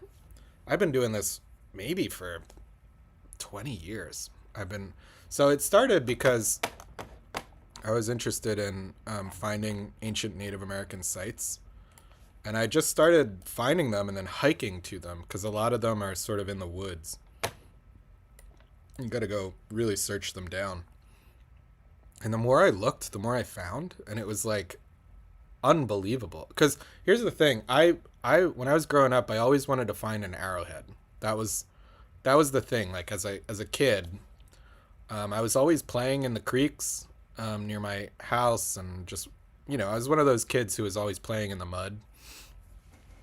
And I loved finding things. I'm a thing finder. That's what my family calls it. We call it thing finders. And I'm a thing finder. Like if you need to if you lose the remote, I'll be or you're, behind your couch or whatever, I'll find it. I'll find the clicker or the remote, whatever you call it, for the TV. I'll find it. Like if you've lost something in your house, I'm pretty sure I'll find it. I'm pretty good at that. I don't know why. I just have like an instinct for finding stuff. But growing up, I never found an arrowhead. It was the one thing as a kid that I always wanted to find, and I never did. And when I got older, I kind of lost this sort of childhood fantasy of finding things. You grow out of that, right? But then when I was older, I guess it still sort of bothered me. Like I still wanted to find an arrowhead when I was, in my 20s or as a teenager or whatever. So I was like, man, there are no. And then on YouTube in college, I used to watch creek walking videos, and especially these guys out in Missouri. Like the there's this guy out in Missouri who I think he's in like southern Missouri, somewhere around here, and he finds, I mean, I used to watch his videos for hours in college, and we're talking like 2009, 2008, 2007, that time. I like very early YouTube stuff.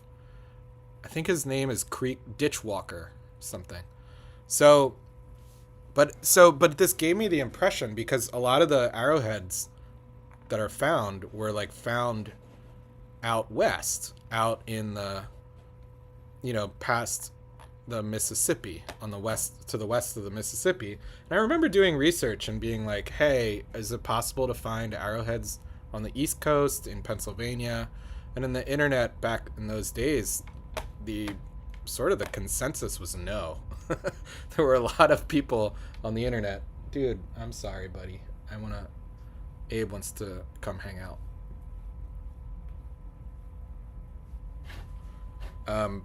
Yeah, so I just got this feeling, like this notion from the internet back in 2009, 2008, that like there really wasn't much to see, much to find on the East Coast. And I don't know, I thought back then it had something to do with the soils and the erosion. I don't know. I don't know what I was really thinking. I didn't think about it too hard. I just sort of took it for what I could, and oh, there he is. There's Abe.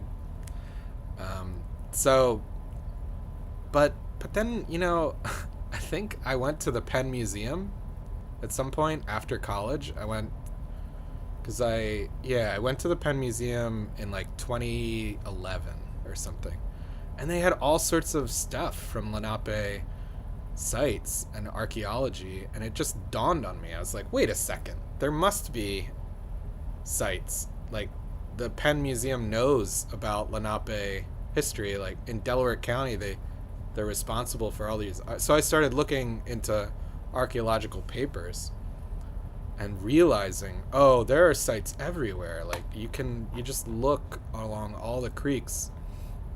And then I found one or two. I realized the Great Minkus Path was there in Rose Valley, and I went to visit that, and I started visiting that every year.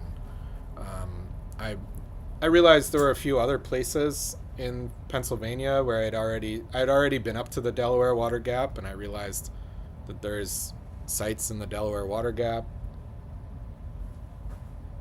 And as I found more, I just started realizing, oh, there would have been sites everywhere. And then I found, there's an old website that I love. Oh my gosh, let me show you. It's called projectilepoints.net. And this is one of the oldest sites on the internet at this point. It must be like 30 years old. It hasn't changed since like the 90s or something. Oh, .com. I hope this site never gets taken down. I've emailed them a bunch of times, but no, come on. It's still got to be there. Projectile. Did I spell it wrong? Projectile. Oh, it might be points with an S. There we go. Check this site out. Oh my gosh. This site is like an artifact of the internet. Look at how old it is. The design is just crazy. It's so, like, the background is very 2000s, early 2000s. None of these, I've emailed all these emails. None of them work, but they must still be active, But like, so they have these maps, and you can click, and if you click on North America, and then you see like Eastern North, basically it shows the different types of arrowheads from each place, and it has these amazing tables of different types of arrowheads, different types of rocks. And I used to go on this website all the time, and then you just find, oh, like this says Pennsylvania right there. It says it right there. So there must be arrowheads in Pennsylvania, right? It says New Jersey right here. It says Pennsylvania, New York right there. Like, there must be arrowheads here. So I just started connecting all these dots. Like, oh, I must have the wrong. Look at this one. Boggs, member of Pottsville Formation. Pottsville Formation? That's geologic, but I mean. So I just started like being like, wait a second, there's got to be stuff. So I started looking online, and then back in like the 2011, 2013, there were a lot of old forums where people would post. I mean, I don't remember.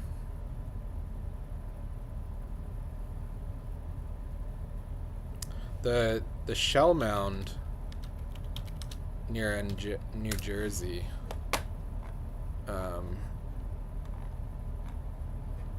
I definitely found that on an old forum somewhere. It's probably gone. I don't know. But old websites, old forums like this, that's how I've sort of started to figure out there's a lot to be uncovered. And for the past 10 years, I've been just, whenever I think of it, I'll document a few sites here and there, do some research. People, also locals, know about this stuff, and they'll leave comments the way you guys are leaving comments in my chat right now and in my videos. People leave comments like, oh, I found an arrowhead on this creek by this road, just walk 500 meters from the bend in such and such road down the creek, and you'll be right at the site where I found the arrowhead.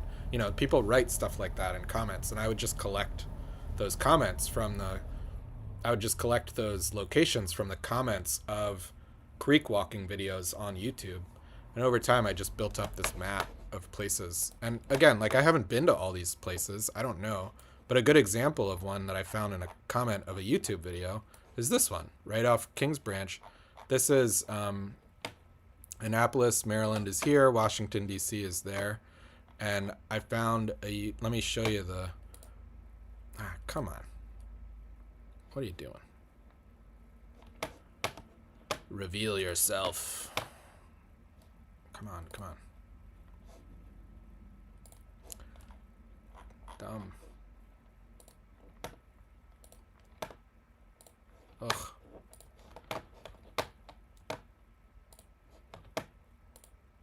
Come on, why won't it work? Okay, well so this YouTube video, let's try this. Let's try it this way.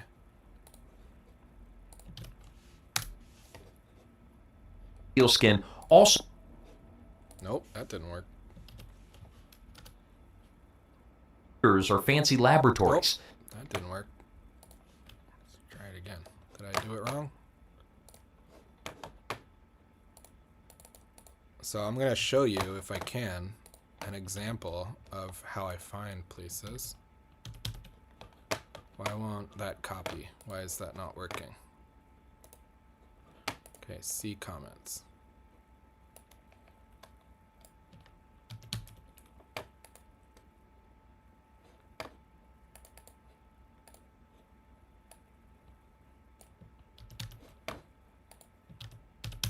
Huh, I can't copy it. What the heck?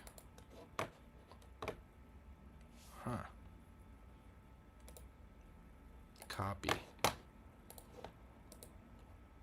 Paste. There we go. Okay, so check this out. Okay, this is a creek walking video some guy put up. No, it's not a faker.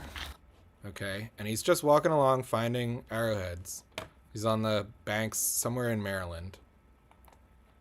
Doesn't really show where in Maryland he is, but in the comments section, people are chatting about this. And then this guy gives a tip. He says, yes, it's a creek that leads to the Patuxent River. It's called the King's Branch. If you Google map in the creek, in between the golf course and the concrete plant off Patuxent River Road. So what did I do? I went to the map and I found Patuxent River Road, which is right here, Patuxent River Road, and I followed it down to this creek. And I think at one point he mentions these other roads, and I just figured out, oh, there's a concrete plant like right here or something, and then a golf course right here. And you can see the golf course is right here, and this concrete plant right here, something like that, you know. And then I was like, okay, so this King's Branch, from this comment, this guy said it's loaded with fossils and arrowheads and pottery. The Indians must have been using that location there as a trade route because it leads right into the Chesapeake Bay. He's probably completely correct. We all kept that spot a secret growing up as kids, but that was 30 years ago, and it's about time someone goes down and documents picking that spot because it's still untouched, right? So I just found all these spots, and I put them in a big map. And that's it. That's the story. That's how it goes. You just gotta keep your eyes open for comments like that, and when you read stuff. So that's one thing I'm going to do is go back through all my videos and look at all the spots you guys have mentioned, and I'll add them to the map. That's how I did it. So I've been doing that for 10 years. And it's only this year that I started documenting in this YouTube channel, because I was like, oh, I might as well. I wanted to start a YouTube channel. I didn't know what it was going to be about. Started it almost a year ago. This weekend will be the 1-year anniversary. I'll do a special video and I'll explain this more, but I was just throwing videos up on my channel, just seeing what people wanted to see. I had videos of me playing the guitar, of talking about my job. I talked about all sorts of stuff, talked about meditation and different topics. And then one of the videos I made, I went for a walk on the Minkus Path in Rose Valley, and it instantly got like 30,000 views.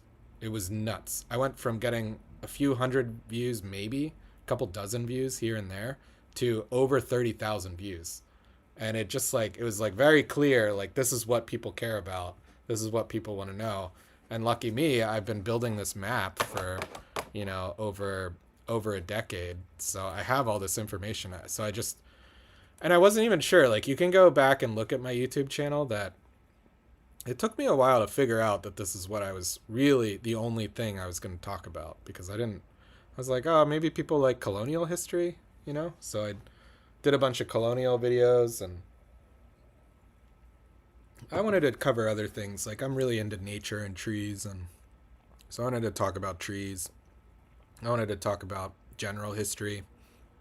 I really like art, and I like street art. So I was doing some street art stuff. I also really like. I wanted to find um, the Mason-Dixon limestones, so I did a bunch of videos on that. But the only videos that people really respond to are these Native American sites that are kind of in your backyard. Like, you don't, they're sort of forgotten, but they're right there. And there's something about that that really grabs people. So I've slowly started focusing, and then in the last 6 months, I really focused on showing you guys these places, and that's what the audience wants. So that's what I'm giving them. You know, that's how it all started. That's the whole story. Let's see. Yeah, eggnog is good too. I had too much eggnog on Christmas. It was bad, honestly. My stomach was not happy with me. Gideon, no worries. Can't remember the city's name, unfortunately. That's fine. It's probably better that way anyway. Yeah, Irish whiskey is good too. I don't have anything against Irish whiskey. You know, I just happened to study in Scotland and developed a taste for Scotch. So, yeah. You've been in and out, Maestro. Oh, I'm glad you're back, though. Hope you had fun with your friends, Maestro. Welcome back. Glen Cairn, yeah. Glen Cairn. Happy New Year, eggnog, yep. Happy New Year. Ooh, you bought 2 bullets from Phil. You bought 2 bullets from Gettysburg Museum. That's cool.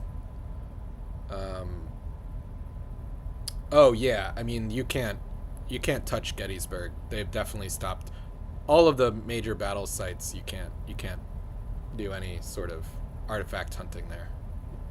And if you find a bullet, sometimes people just find bullets at Gettysburg, or like artifacts, but usually bullets. They'll just be, you know, the rains, the way, you know, things wash out, right? And you just find stuff, and you should report it if you ever find stuff at Gettysburg. They really, they do a good job at Gettysburg of preventing artifact hunting where they can, because yeah, but I'm sure despite all that, people still find things and don't report it. I'm sure. Yeah, Slancha, Happy New Year. I also really like Joban. Yep.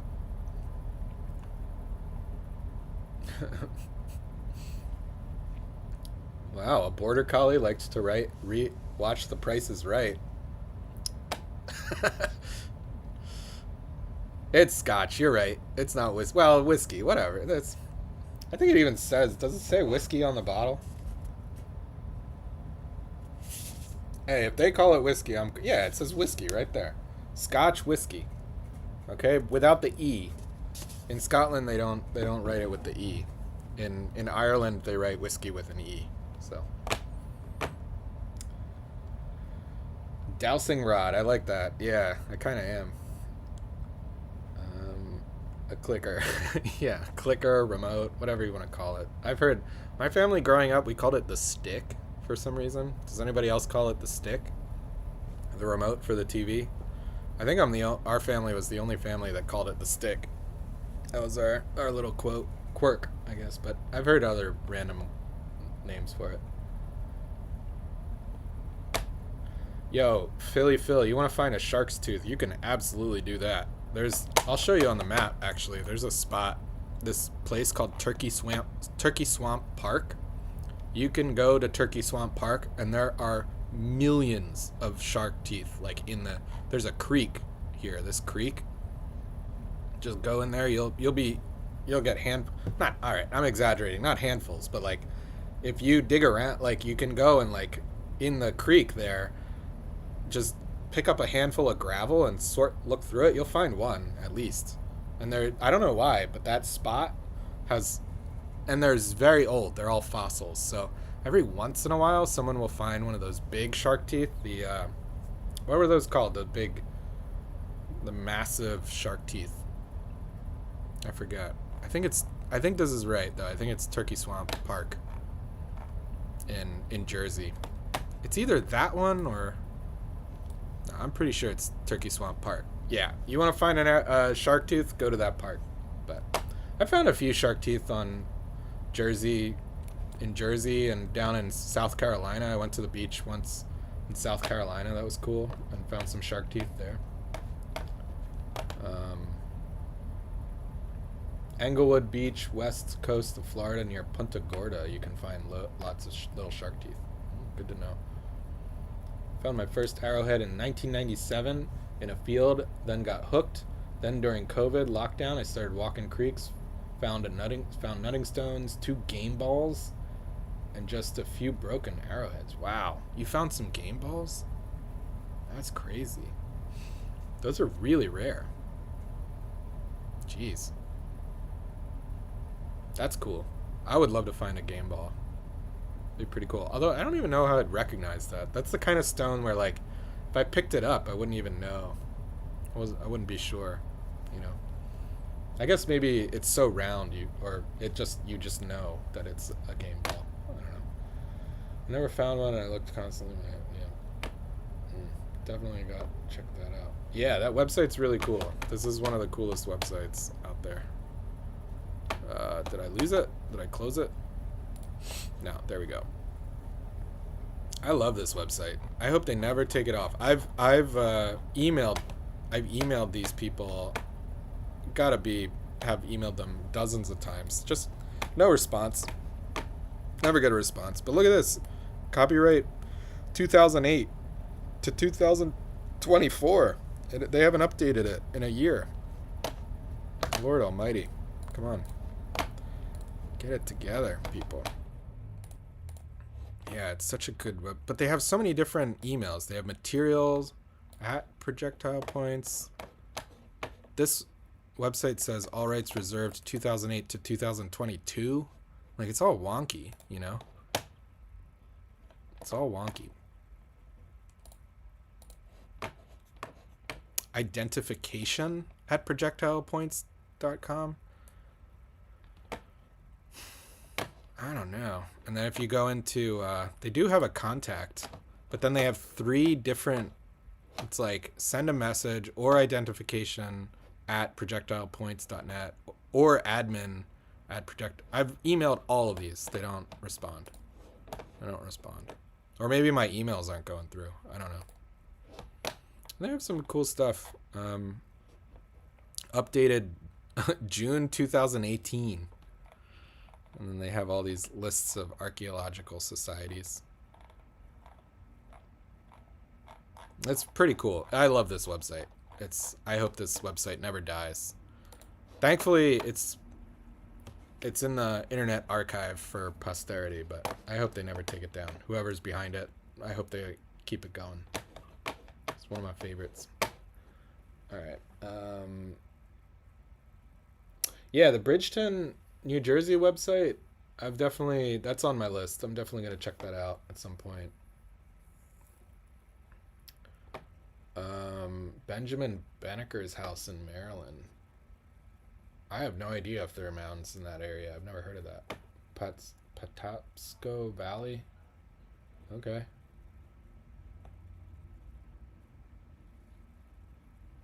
I'm not sure. I'll have to look that up. I don't know about Benjamin Banneker house. Yeah, the map is cool. Right? How do we access the map? So this is my personal map. There's been a lot of demand for it, so I'll figure out. I'm gonna have to probably.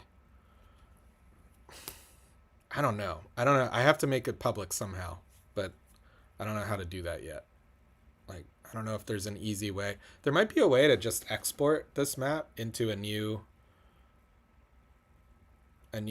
public map, or I have to explore it, but it's not public right now, so you can't access it. But I didn't even think about that. I should have, before I made that video last week about this map, I should have made a version of it that was public or downloadable. That would have been smart. But I didn't. I didn't think of it. So,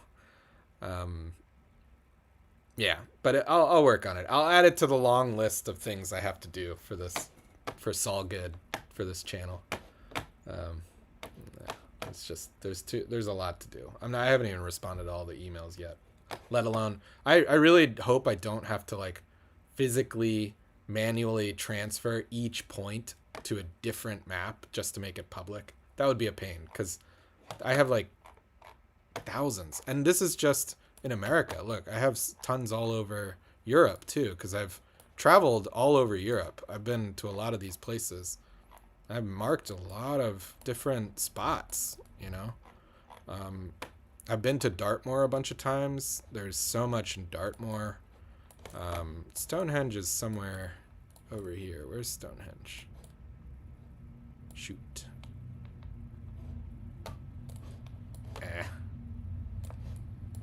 There are the Durrington walls. Well, Stonehenge is somewhere here, I think. Yeah, but there's just so much to mark in Britain. I've marked some spots in, like, look at this place in France. Oh my God, look at this. Holy moly, these are megalithic structures from thousands of years ago, just in France. Just standing stones. In Europe, they have so many standing stones. But look at how they're all in lines. It's very interesting. Maison des Mégalithes.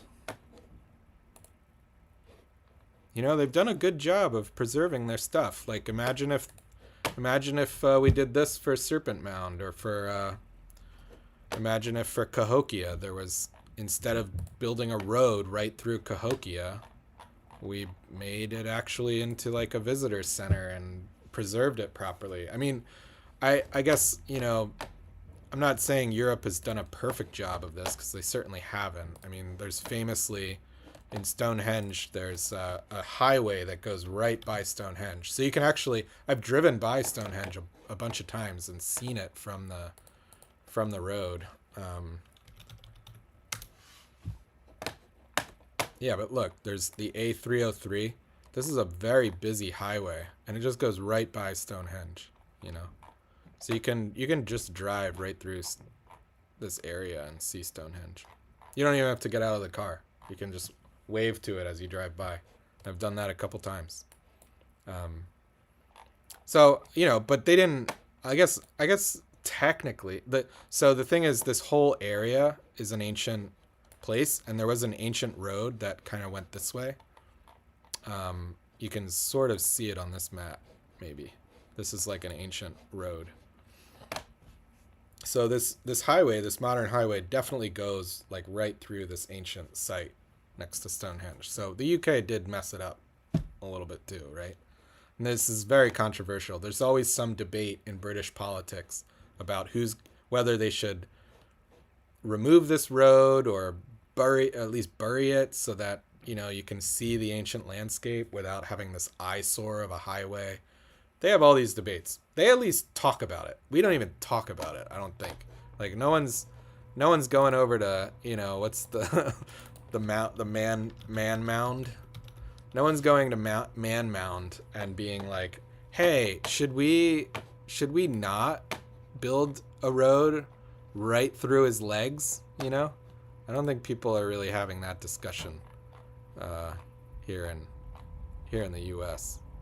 Let me see if I can, like, look at this. Just right through the road. The road just goes right through. Like, I'd be very surprised if there's any debate politically about that. But I guess it's also not a national monument. Stonehenge is a national monument of the UK. So it's part of their identity. Whereas for us, these things, we don't care about them. We're not like, we don't think, in America, we're not like, Cahokia is part of our national identity, right? No. we don't give a shit about our ancient monuments the way other, Europeans do or other cultures do. I guess we're not proud of them.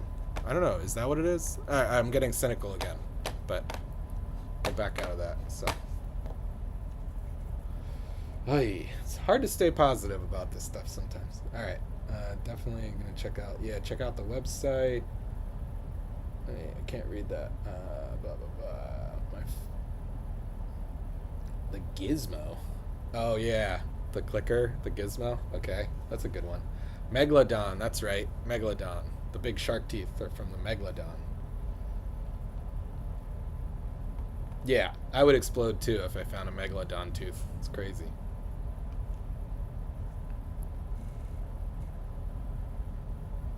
Yeah, Easter Island's an interesting place. They have a sad history too, but have you heard that recently they figured out how the Easter Island heads walked? They actually walked them into place? Because it was a big mystery for many years. How did the ancient people of Easter Island move these huge boulders, these huge statues to their locations, right? And people had all these theories about, rolling them on logs, but the problem with that theory is, logs are made of wood, and there were no trees at a certain point on Easter Island. The landscape was cleared. My memory's fuzzy, but that's what I remember. So, how would they actually roll these huge things? It just didn't. There were all these theories about the engineering, but then recently, someone realized, hey, there's this old text that describes the Easter Island heads walking, and people thought it was like a mythological text. That no, it turns out. Look at this.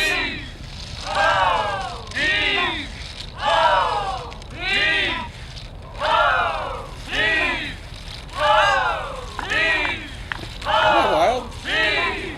Look at that.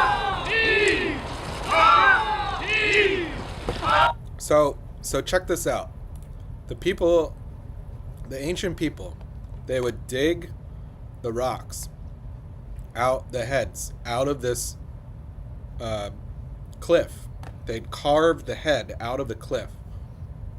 They'd bring the head fully carved down to the bottom of the cliff. They'd kind of slide it down or roll it down or whatever, and then they'd stand it upright, and then they'd make it walk with ropes, and they walked it across the island into place. Who said I couldn't walk?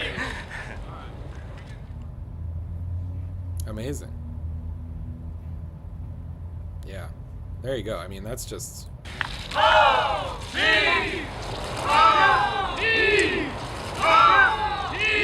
pretty cool, right? Hey, there are a lot of ancient mysteries still to figure out, so that's one of them. Anyway.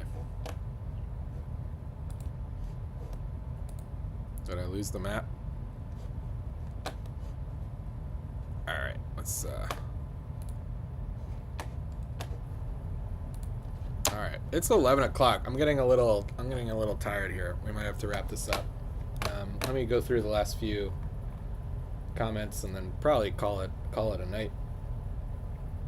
Philly knocked down the Ben Franklin's house? Oh, of course we did. I'm not surprised about that. Didn't we also knock down Jefferson's house? We knock down everything. We don't preserve stuff. Why does his head look like an alien? I don't know. I think he just has a funny hat on. Wow, that's amazing. Yeah, Phil, that's amazing, right? There you go. So they're walking it around. So, yep, that's it. So, all right, guys, everyone, I'm getting tired. It's 11 o'clock. Abe's already in bed, so he knows what's going on. Thank you for joining my first ever live stream. This is really spectacular that you're all here in this chat with me, and I'll figure out how to make this map public at some point. We got a lot of stuff coming. I have so much work to do. I might do these live streams. This went really well, so I might do this once a week going forward. I'll try for Thursdays. Sometimes I have work deadlines where I have to work late on a Thursday, but we'll just say every Thursday going forward, every week, I'll do one of these live streams. It'll also give me a chance to prepare, do some of the research for the videos coming up on the weekend, and maybe I'll answer emails and do other admin during live streams. I didn't get to do any of that this live stream. I don't know if that's very interesting either, so maybe I'll skip that. But the point is, I'll be doing these live streams because this went really well. So thanks for joining. I hope everyone had a great New Year's, and yeah, sláinte, cheers, skål if you're in Scandinavia. I hope everybody sleeps well, and I'll see you next time. All right.